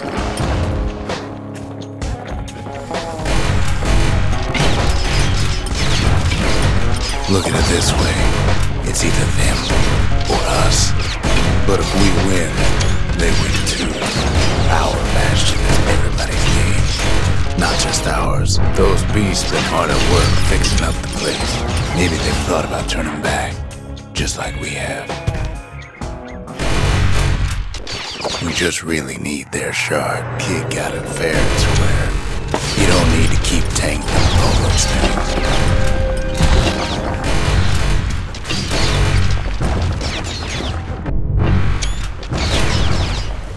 He's done what's best for him, don't you worry.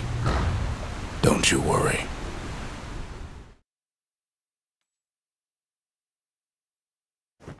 We'll all be better off once the bastion is complete. The monument's getting better. Zolf sure did a number on it, though. Fixed that thing right up, didn't we? Made these goings-on a little livelier. Suppose it's true a little song can put things in perspective.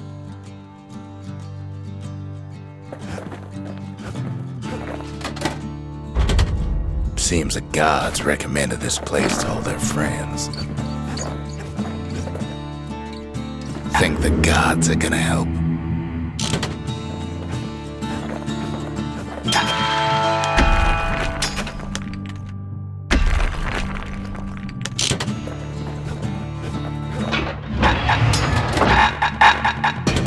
That's some heavy-duty hardware. Not exactly the most delicate pairing.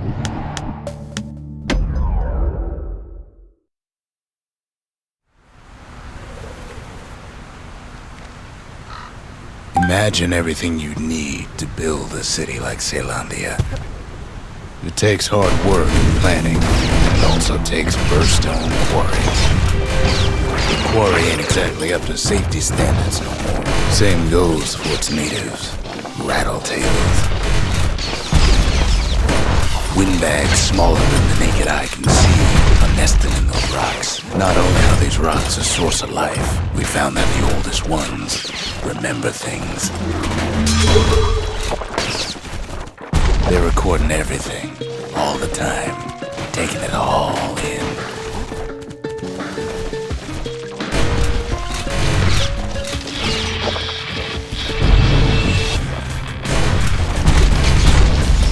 No wonder all those beasts were drawn to the quarry. The rocks were calling them. Keeping the quarry free from pests turned out to be a problem. Rattletails kept tunneling in to snack on windbags. Now why would the Hurls sell off such a fascinating place? Might be the gods told them the quarry's bad news. Those rocks, all polished to a mirror sheen, the largest ones, you know as cores. Single core can keep the lights on in an entire city district. The smaller ones, we call them shards. Remember how I said rattletails ain't the worst thing in the quarry? That honor goes to a beast we took in common, Sir Lunky. We never could get stubborn old Lunky to leave the quarry alone. Massive things stomped many of our boys. We just couldn't get rid of him. Then the kid hears a voice calling from down the hall. "Are you all right?" it says. The Bastion is under siege. Let it fall. You should not go back. Kid hears him, but he ain't about to be deterred. If that's the way it is, he says, then I won't stop you. Because my countrymen will.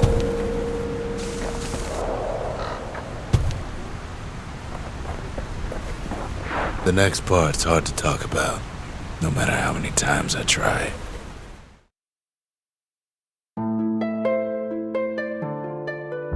Say what you will about Zulf, but he's a man of his word. His countrymen don't much care for pleasantries, though. They got inside the Bastion and shut the door. Kids gotta go in through the back. Zulf showed them the way here, and here they came to take revenge. Unfortunately, they broke in, and they started digging their holes. Something wrong sprung out of those holes, and it's eating away at this place. We tried to stop them, but we needed help.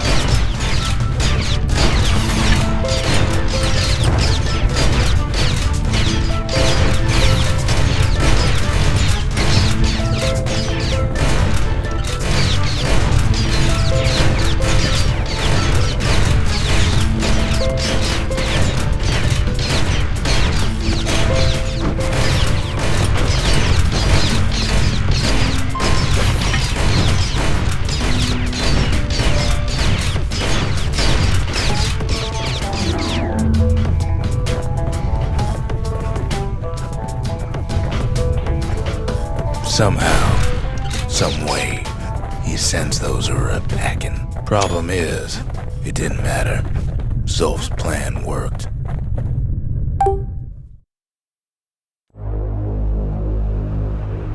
We find each other as the dust settles. Then I tell him why the Ura came. To get us back. For the calamity. It was Celandia's master plan to wipe the Ura out. But part of that plan backfired, didn't it? If only Zulf knew the whole story. The shards can put this disease in remission, but there's only one cure. We need to finish what we started.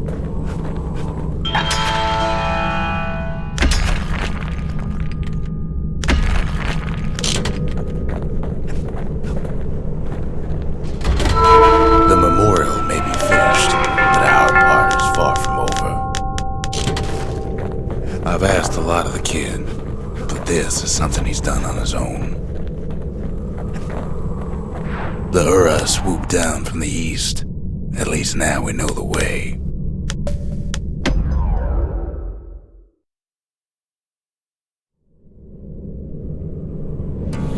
One last shard. It's all we need to put this mess behind us. And mother, what a mess it is. A mess like that could have only been made by hand.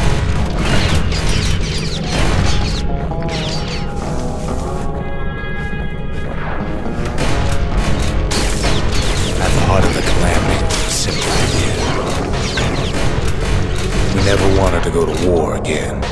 Wanted to rule it out. Travel near as far as the kid's going right now.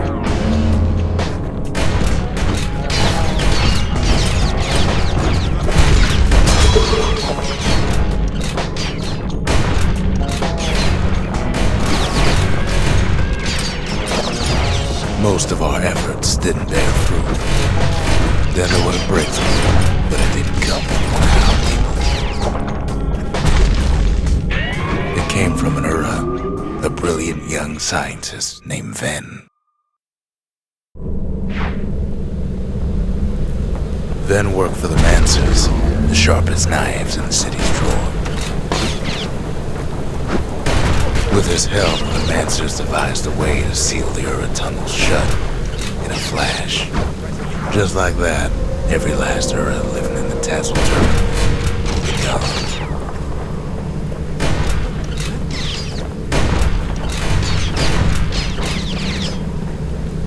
This discovery was never to be used, they said, except as a last resort.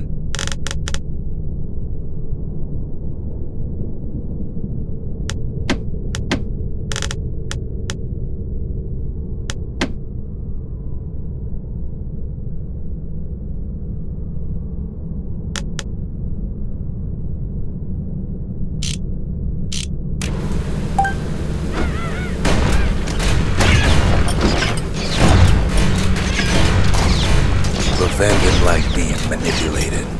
He had plans of his own.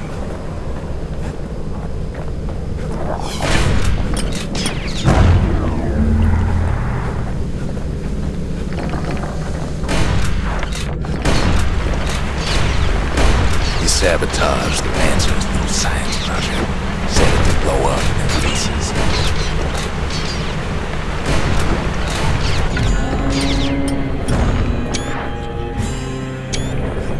But remember, the Bastion can fix everything. We just need that shard.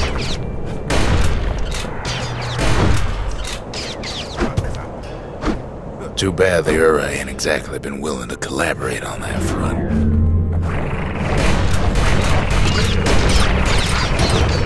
It's strange. It feels like he told this part 1,000 times. First things first, though. There's someone we figured needed rescuing. Zia.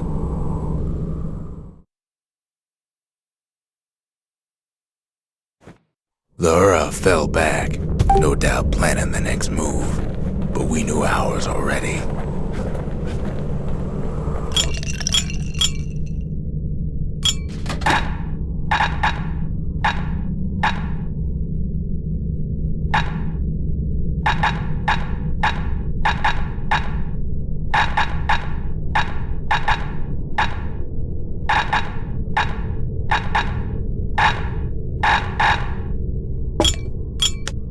bull brandy is thicker than paint.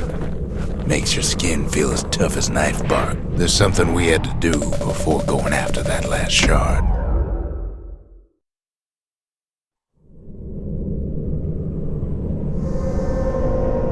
Well, now it's personal, ain't it? It's personal for him, and it's personal for me. He gets his hands on the care package I sent him.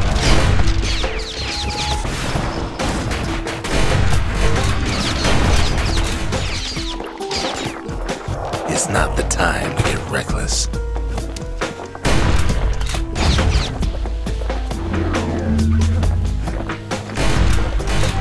They got their own security and everything. Pretty fancy. They've got these conductors that are all what's keeping the place together.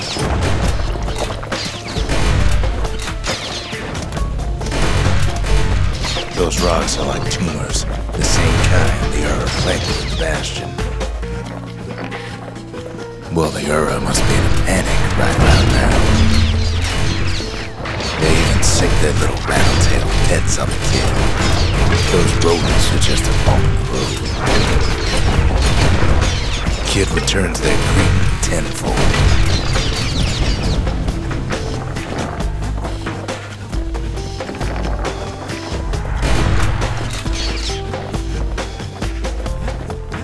By now, every Ura from here to the terminals must know he's in town.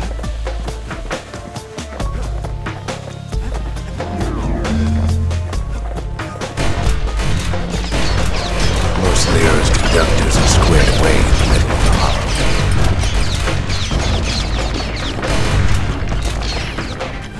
The Ura keep hanging on to that barricade. After all, their homeland's not much farther.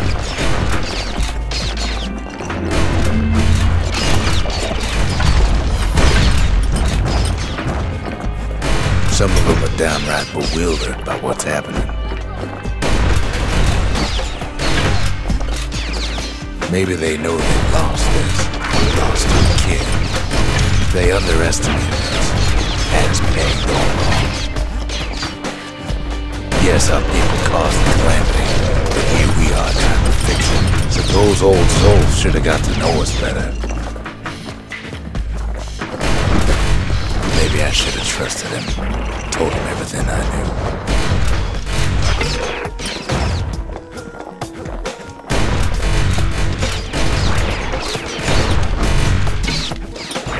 As the hour grows desperate, the Ura bring out their big guns. There's nothing standing in its way no more.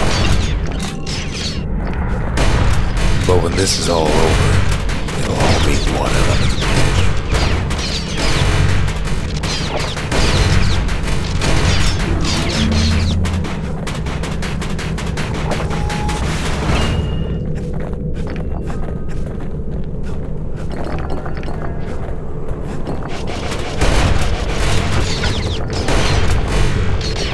He sees the Tazzle terminals loom large on the horizon. Way out there on the edge of the world, that's where he finally finds you. But it ain't like Prosper Bluff this time. Ain't nothing for this gal to sing about now. Zia, you weren't kidnapped. No, ma'am. You just had to see what happened to the Ura. To your own people. You had to see if everything Zolf wrote to you was true. They lost everything, didn't they? But they just keep on fighting like that's gonna bring it all back. I don't need to see what happened to the Ura. I'm trying to undo it, remember?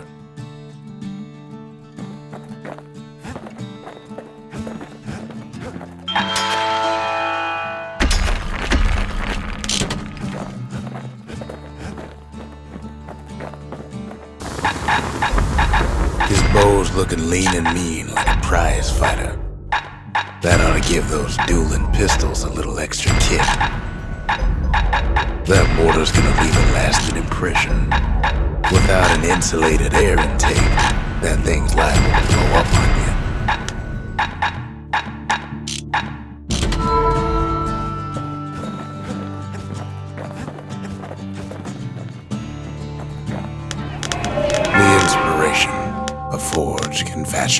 everything. The country.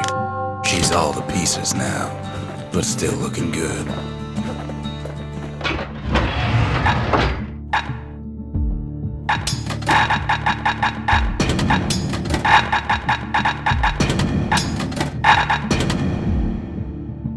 Anything survives a musket shot ought to be quick work for that blade. Once the kid gets that last shard from Zolf, it'll all be over.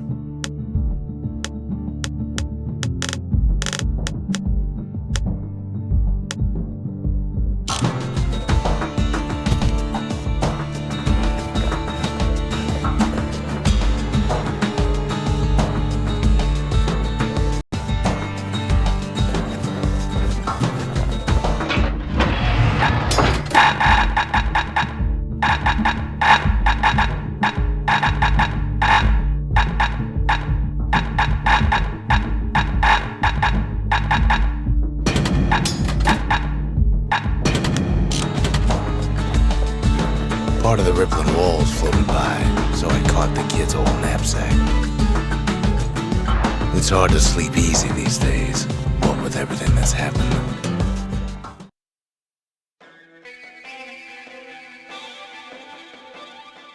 Zolf, very soon the kid's gonna have to face that man again, for the last time.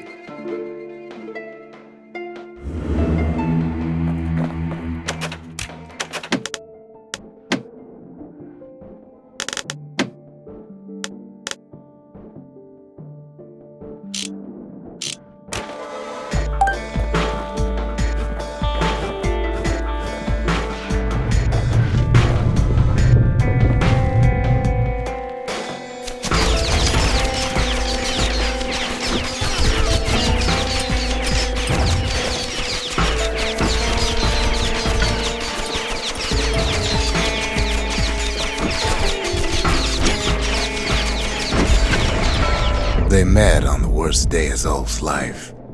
There in the Hanging Gardens, he aimed to throw it all away.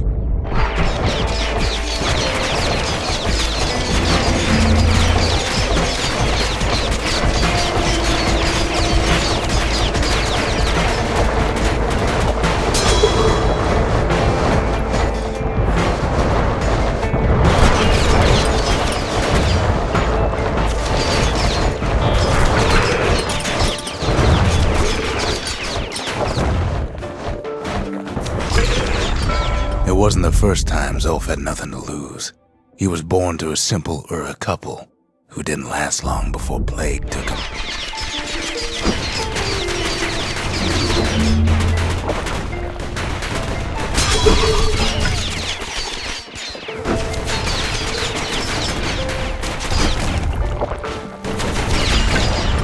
He grew up hungry in the tunnels of the Tazzle terminals, so he took to stealing from a Ceylonian missionary living there.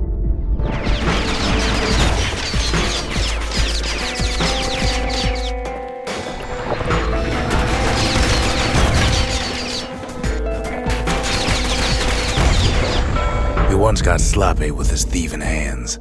The missionary caught him, but didn't rat him out. Instead, he offered to take him in.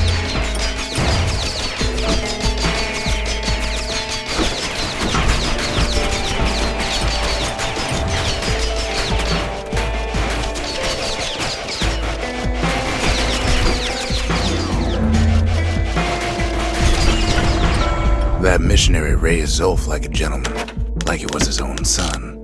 Taught him theology, history, and mercy.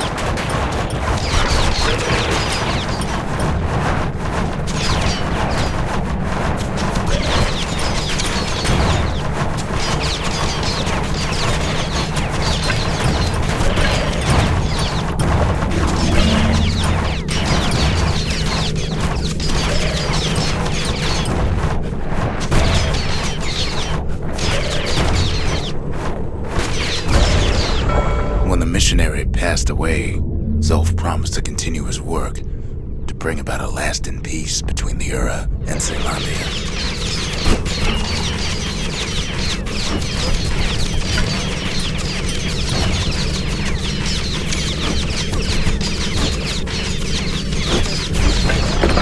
Zolf started teaching the missionaries wisdom to any Ura who would listen, and listen they did.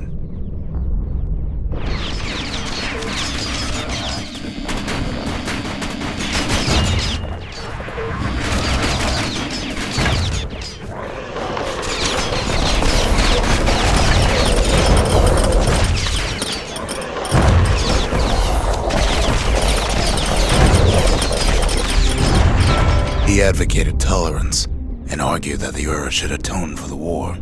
He believed the city had much to teach his people.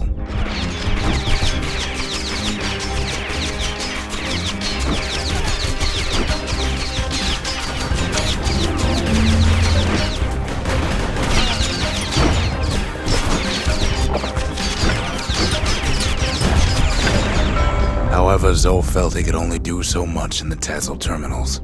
He needed Zealandia to know the Ura had changed.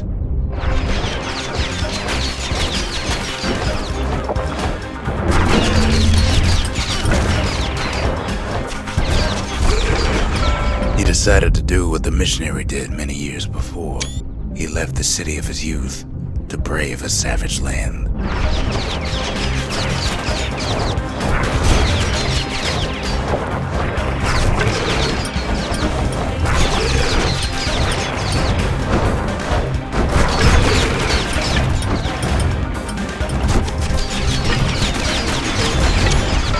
The journey was hard, but he knew how to fend for himself. And then at last, Zolf saw the rippling walls on the horizon.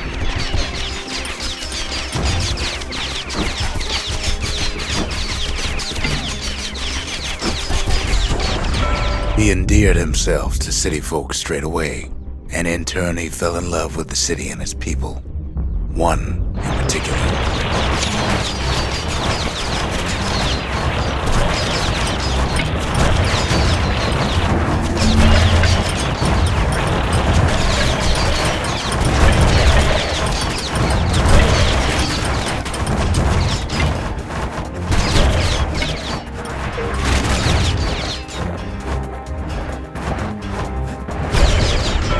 This young lady was fascinated by the Ura, but she never met anyone like Zolf. She told him she knew all the city's best-kept secrets.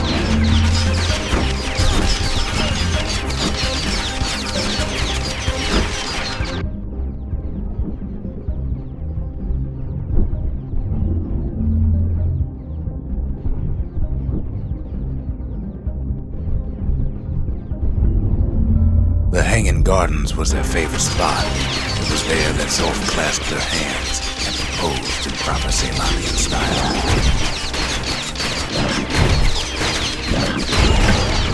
He celebrated with his friends long into the night. Joy and revelry like he'd never seen. Too bad he couldn't remember it all.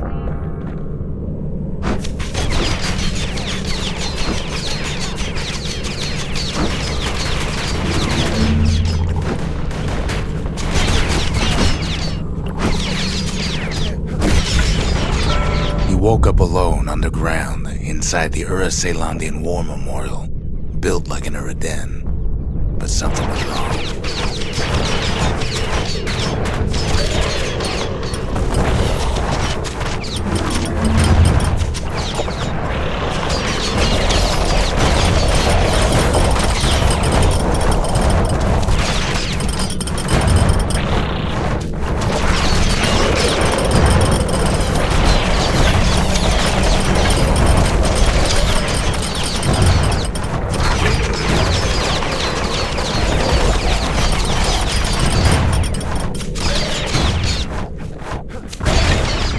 He emerged from that hole in the ground into a waking nightmare. Everything that wasn't gone was twisted upside down.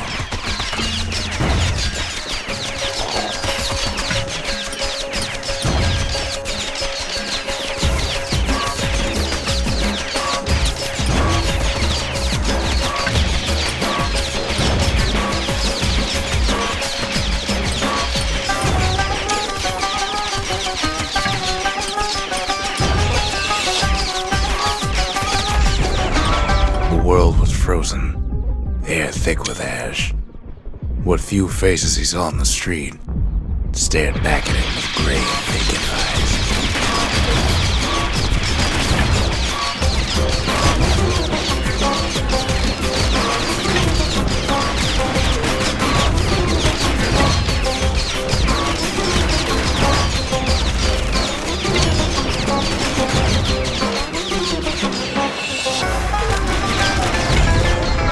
We found his wife-to-be asleep inside her home, but when he reached out to her, she joined with all the ashes in the sky.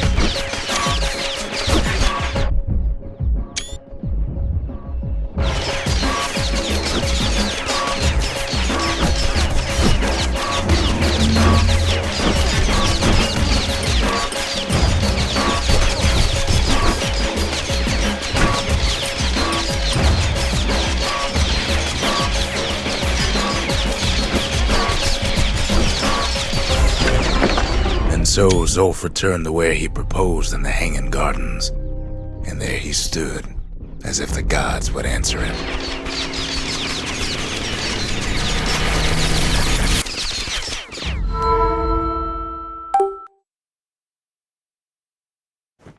The kid's gonna be okay. As for that man, who knows?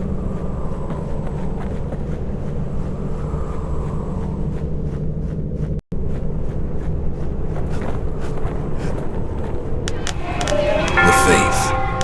Mother, this one's for you.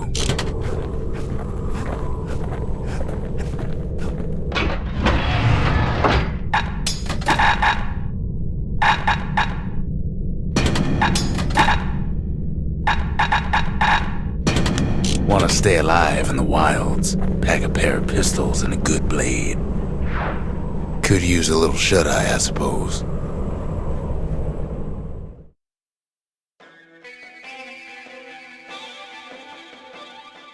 The calamity took everything from us.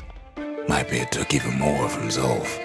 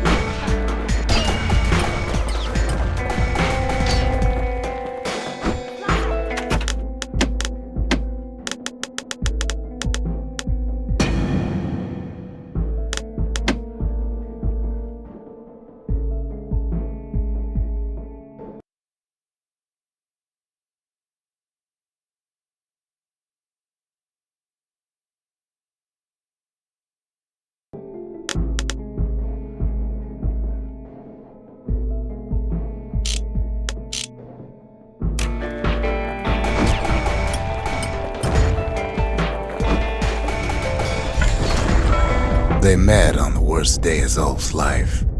There in the Hanging Gardens, he aimed to throw it all away.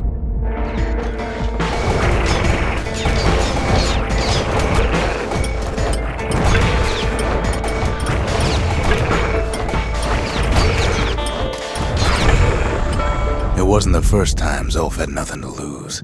He was born to a simple Ura couple who didn't last long before plague took him.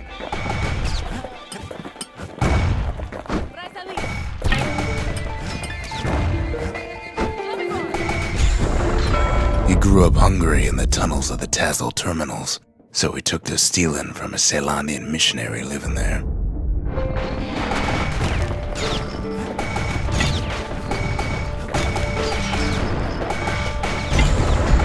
He once got sloppy with his thieving hands. The missionary caught him, but didn't rat him out. Instead, he offered to take him in.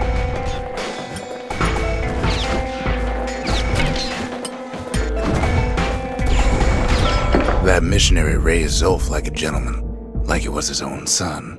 Taught him theology, history, and mercy.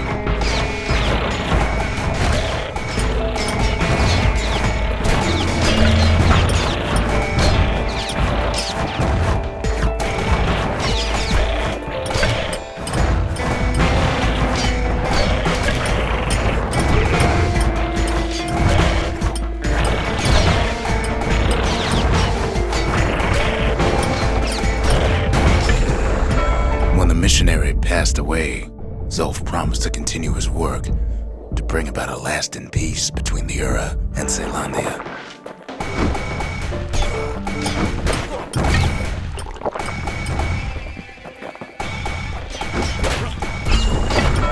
Zulf started teaching the missionaries wisdom to any Ura who would listen, and listen they did.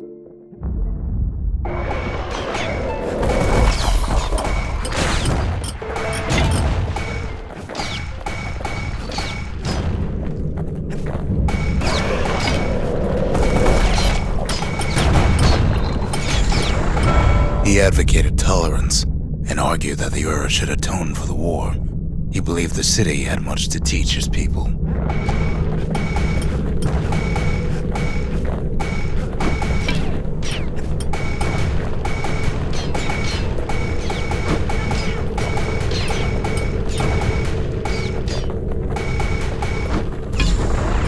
However, Zulf felt he could only do so much in the Tassel terminals. He needed Caelondia to know the Ura had changed.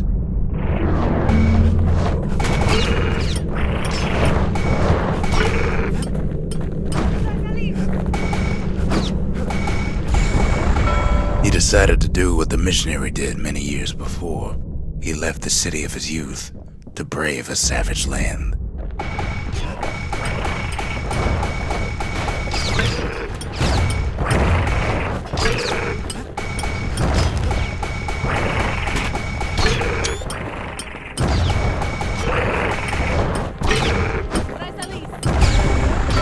The journey was hard, but he knew how to fend for himself.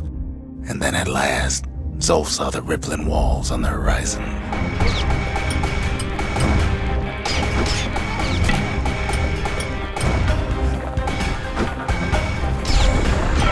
He endeared himself to city folk straight away, and in turn he fell in love with the city and its people.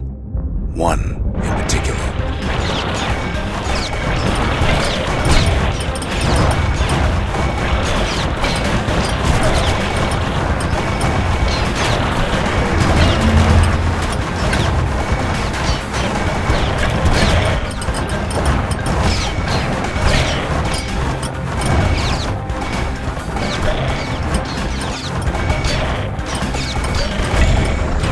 This young lady was fascinated by the Ura, but she never met anyone like Zulf.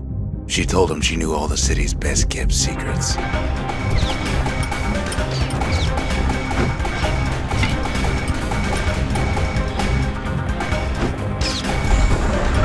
The Hanging Gardens was their favorite spot. It was there that Zulf clasped her hands and proposed in proper Caelondian style. He celebrated with his friends long into the night.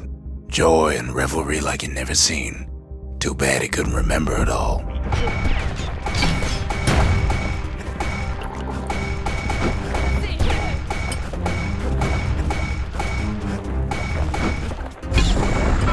He woke up alone underground inside the Ura Caelondian War Memorial, built like an Ura den. But something was wrong.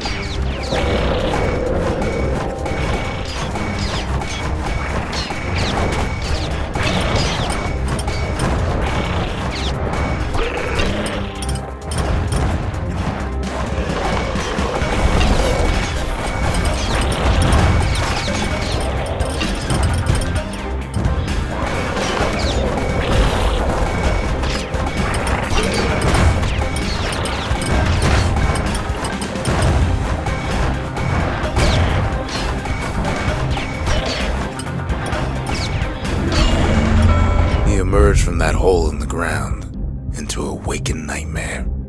Everything that wasn't gone was twisted upside down.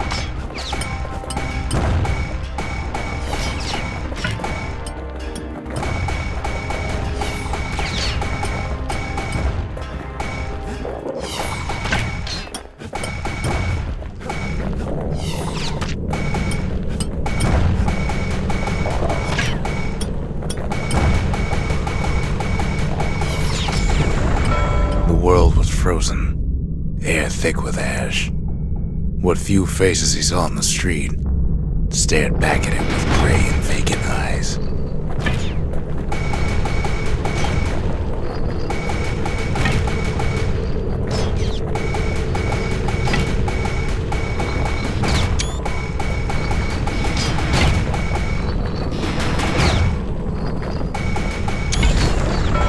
found his wife-to-be asleep inside her home, but when he reached out to her, she joined with all the ashes in the sky.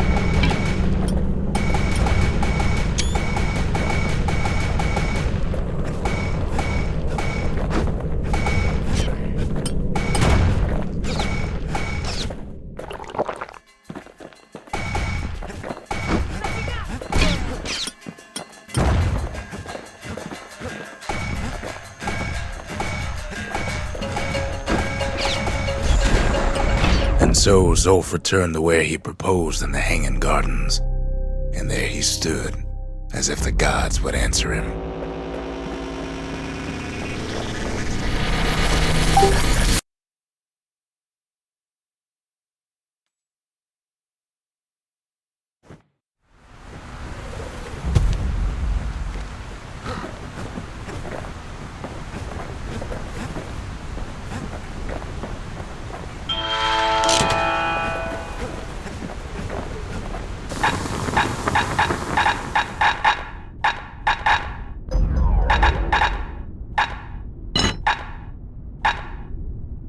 On the inside, a fire bellows ain't nothing like its more popular air-spitting cousin.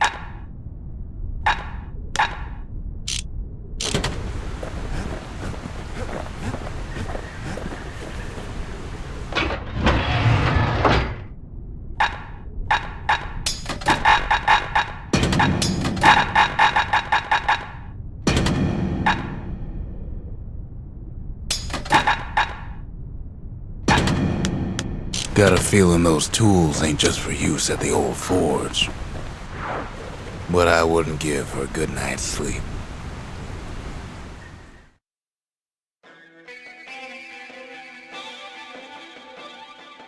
Zolf had difficulty telling me his story. Haven't heard it. I could understand why.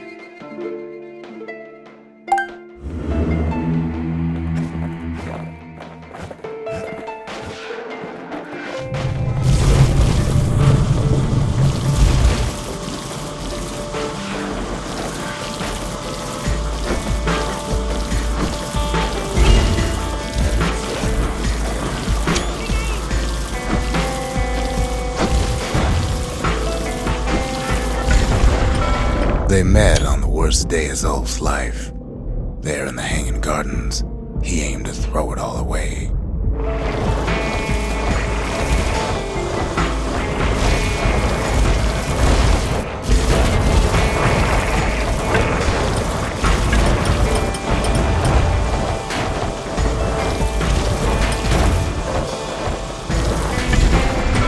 It wasn't the first time Zolf had nothing to lose.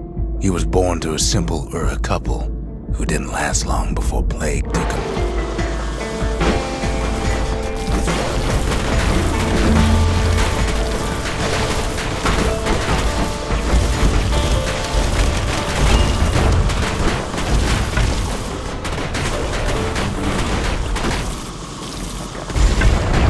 He grew up hungry in the tunnels of the Tassel terminals, so he took to stealing from a Ceylonian missionary living there.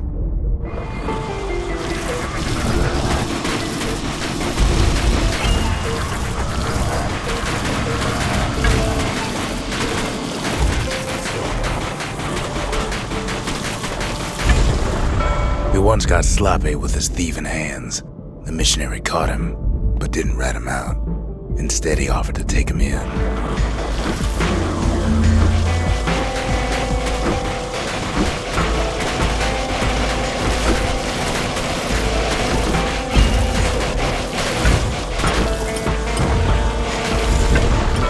That missionary raised Zolf like a gentleman, like he was his own son. Taught him theology, history, and mercy.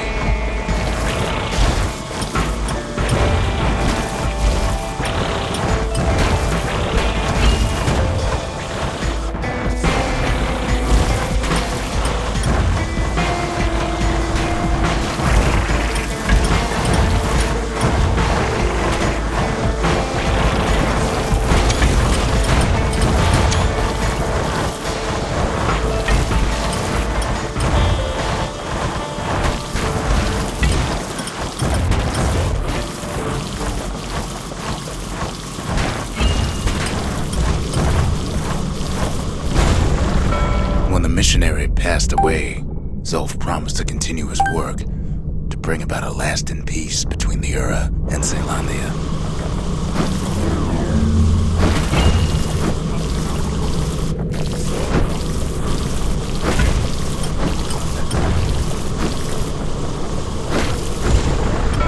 Zulf started teaching the missionaries wisdom to any Ura who would listen, and listen they did.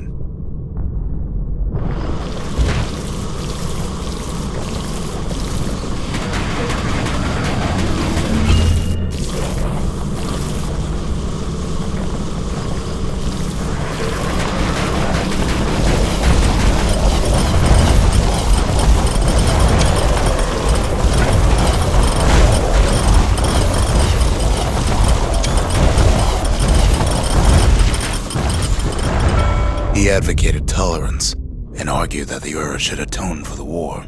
He believed the city had much to teach his people.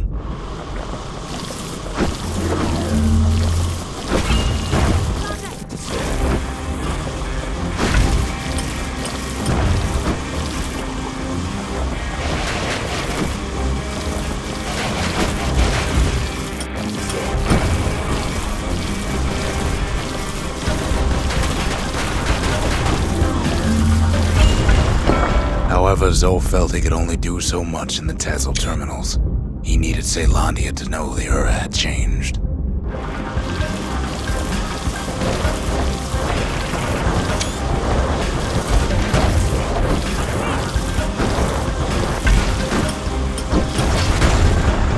He decided to do what the missionary did many years before. He left the city of his youth to brave a savage land.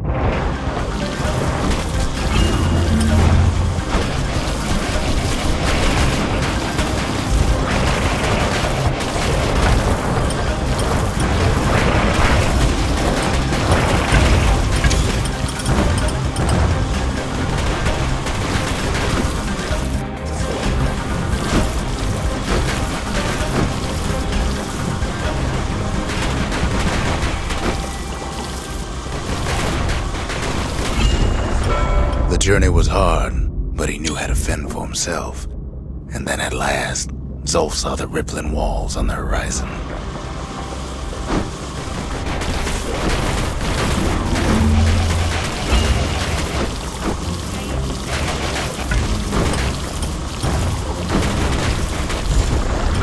He endeared himself to city folk straight away, and in turn he fell in love with the city and its people. One in particular.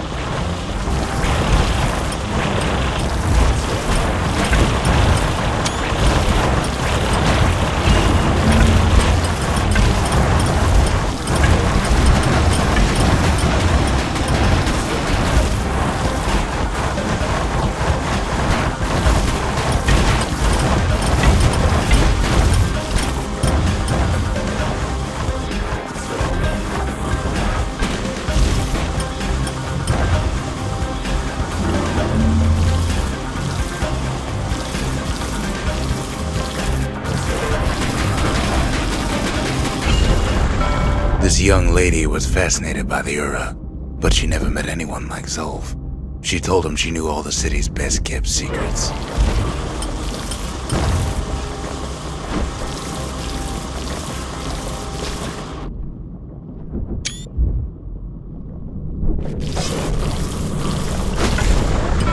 The Hanging Gardens was their favorite spot. It was there that Zulf clasped her hands and proposed in proper Zealandian style. He celebrated with his friends long into the night. Joy and revelry like he'd never seen. Too bad he couldn't remember it all.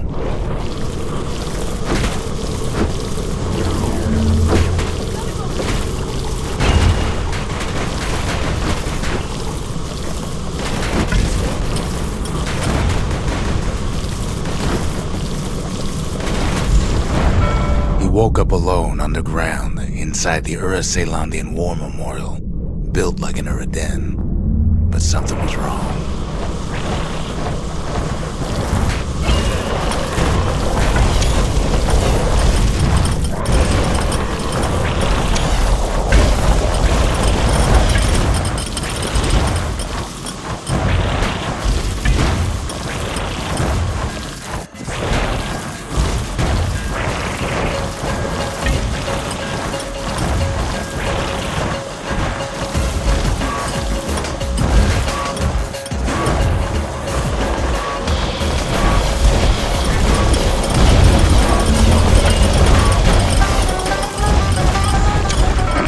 emerged from that hole in the ground into a waking nightmare.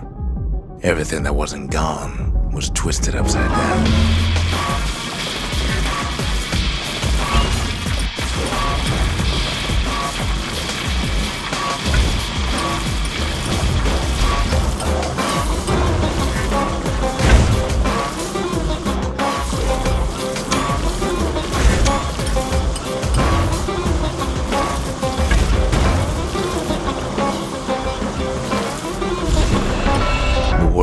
Frozen, air thick with ash. What few faces he saw on the street stared back at him with gray and vacant eyes.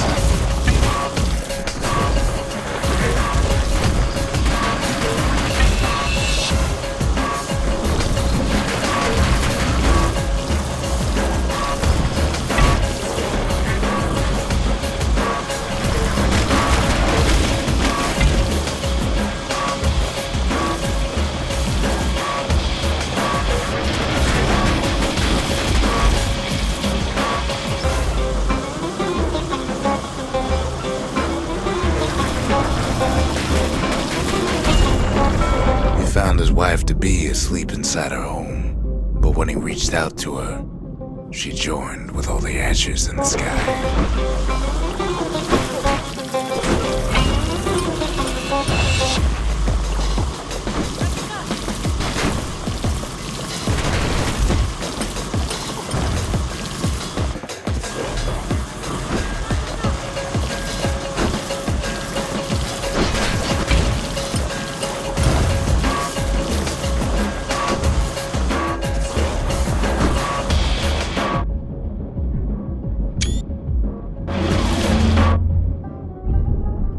And so Zolf returned to where he proposed in the Hanging Gardens, and there he stood, as if the gods would answer him.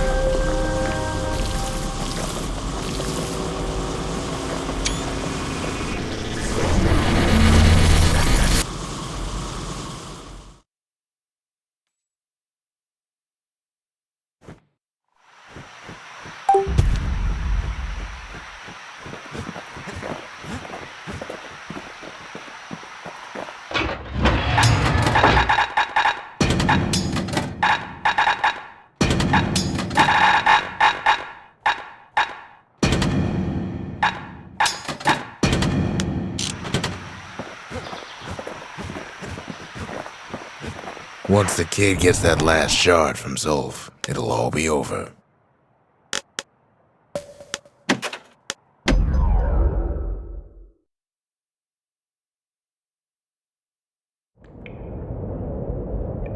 I can't hear him at all anymore. He's too far away. But he'll be alright. The calamity hit the Tazzle terminals hardest of all.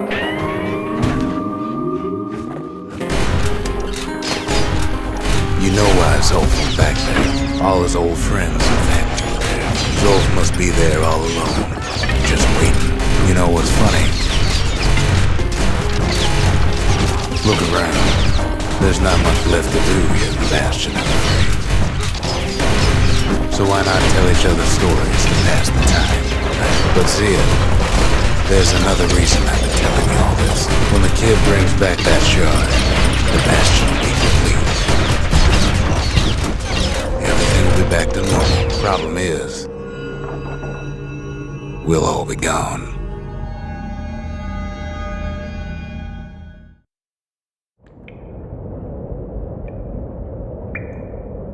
Oh, we're not gonna die.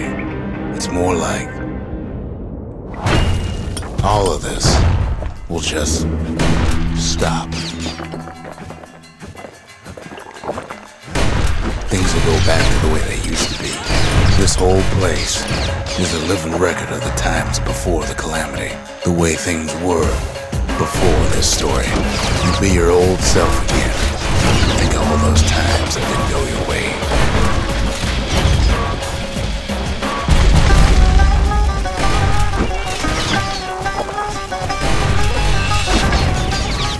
All of life's little setbacks. Imagine if you could have another go at them. No mistakes.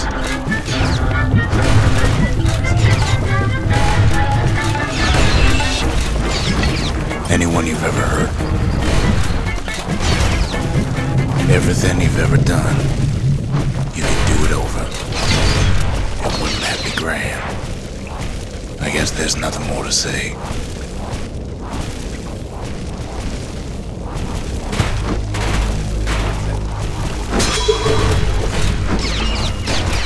Who am I kidding?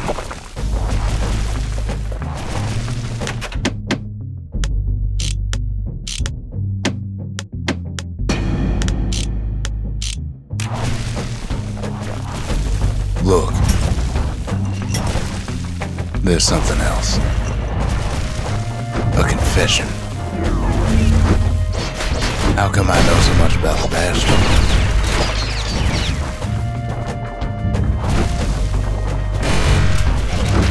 I designed the place, but that's beside the point. There's one problem with a place that sets things back to a bygone time.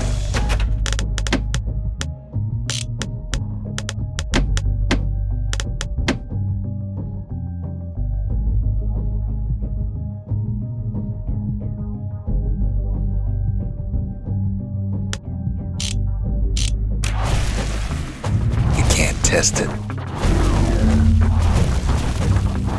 So you're probably wondering if the calamity happened already. What's to stop it from happening again after the Bastion does its thing? The answer is... I don't know. You follow me?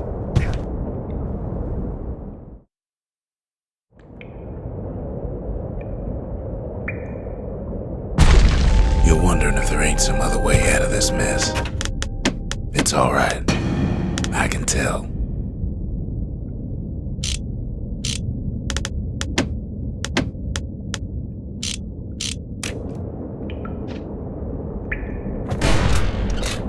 But why would you even want another way?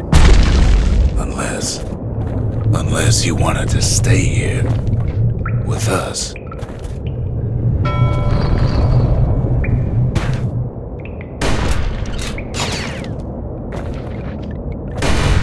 Well, that's sweet and all, but I don't know if I can stick around.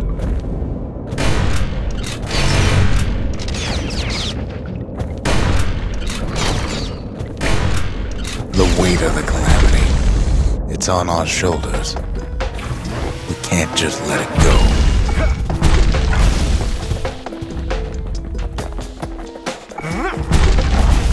Bastion does have another function. Strictly speaking, if ever the monument blew out and we couldn't repair it, we could still evacuate. First, we'd round up as many folks as we could carry. Next, we'd detonate the cores and we'd take off away from here.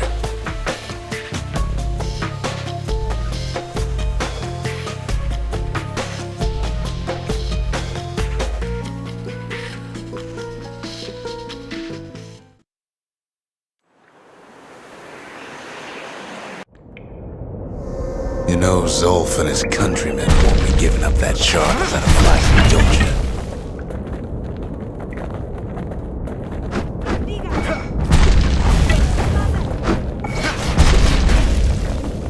Zolf and the Ura, all they want now is to see the Bastion fall. Zolf dedicated his life to a lasting peace between the Ura and Zealandia. He can't have imagined the city would try to wipe the Ura out.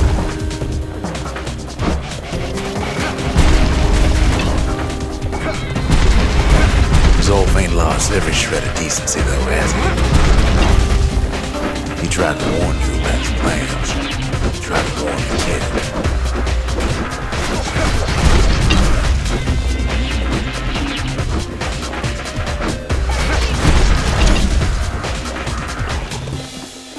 For Zolf, this ain't a personal matter.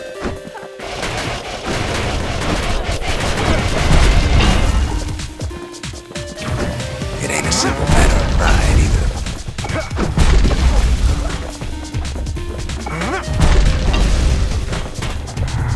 One thing's for sure, the Yura can't be happy that the kid followed Zolf all the way home.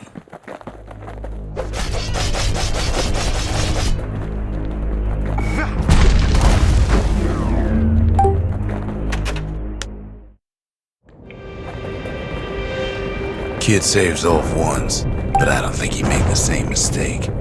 I wouldn't.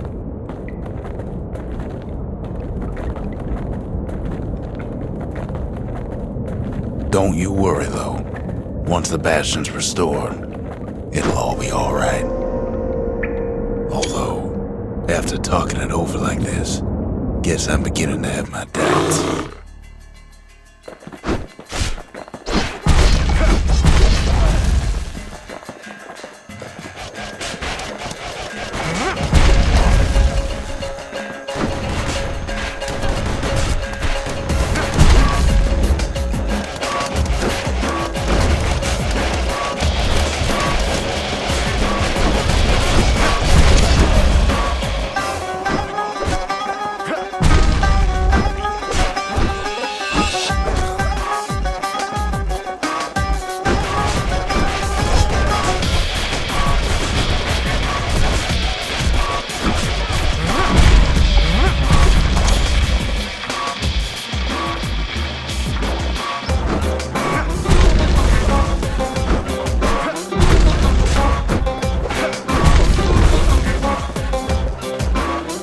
Kid's probably dealt with Zolf by now. He reminds me of myself when I was his age. I ever tell you about those days?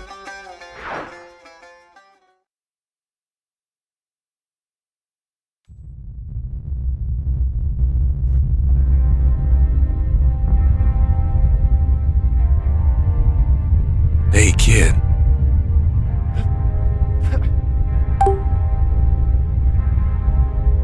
Get up, kid.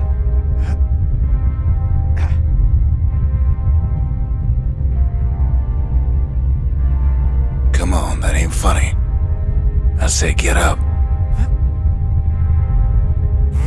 That's more like it. Now, set that shard into the monument there. Then we'll talk.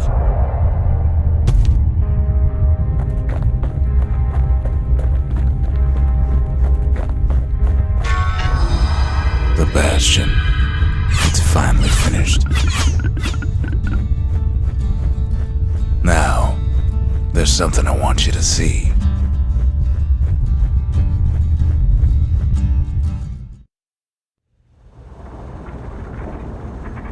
Welcome to the heart of the Bastion. I ain't one for long goodbyes, so here's the deal. Zia and I figure you done the heavy lifting, so you get to do the honors. We can tell you how to work this thing if you got any questions. Always wondered what the motherland was like. Not that it matters anymore. Zolf only brought more ruin to the Ura. No wonder they didn't take kindly to him. You've got one thing left to do, so you hang on to that badge. Besides, you earned it. Don't let anything you've done get to you. You can save all those creatures here and now.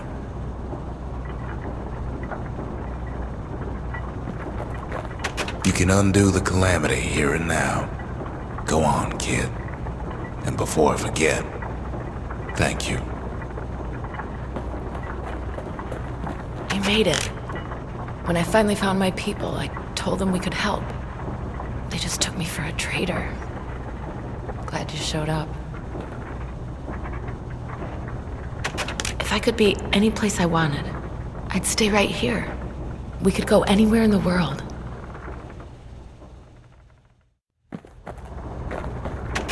Zolf tried to talk me into joining him. I tried to talk him out of it. I guess we both failed.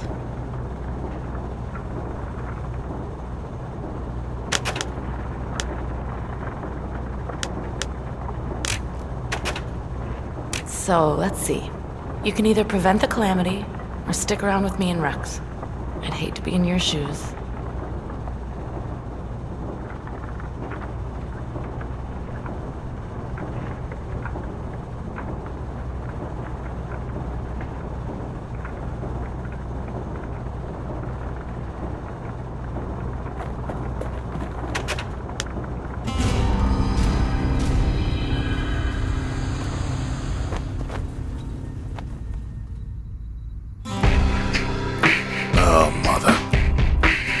here, I figured you'd had enough of me by now.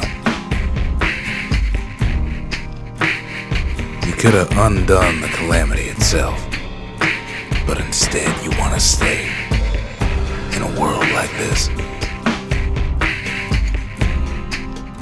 I gotta admit, kid, I ain't yet put much thought in that idea. But carrying on with you here, we can't go back no more. But I suppose we could go wherever we please.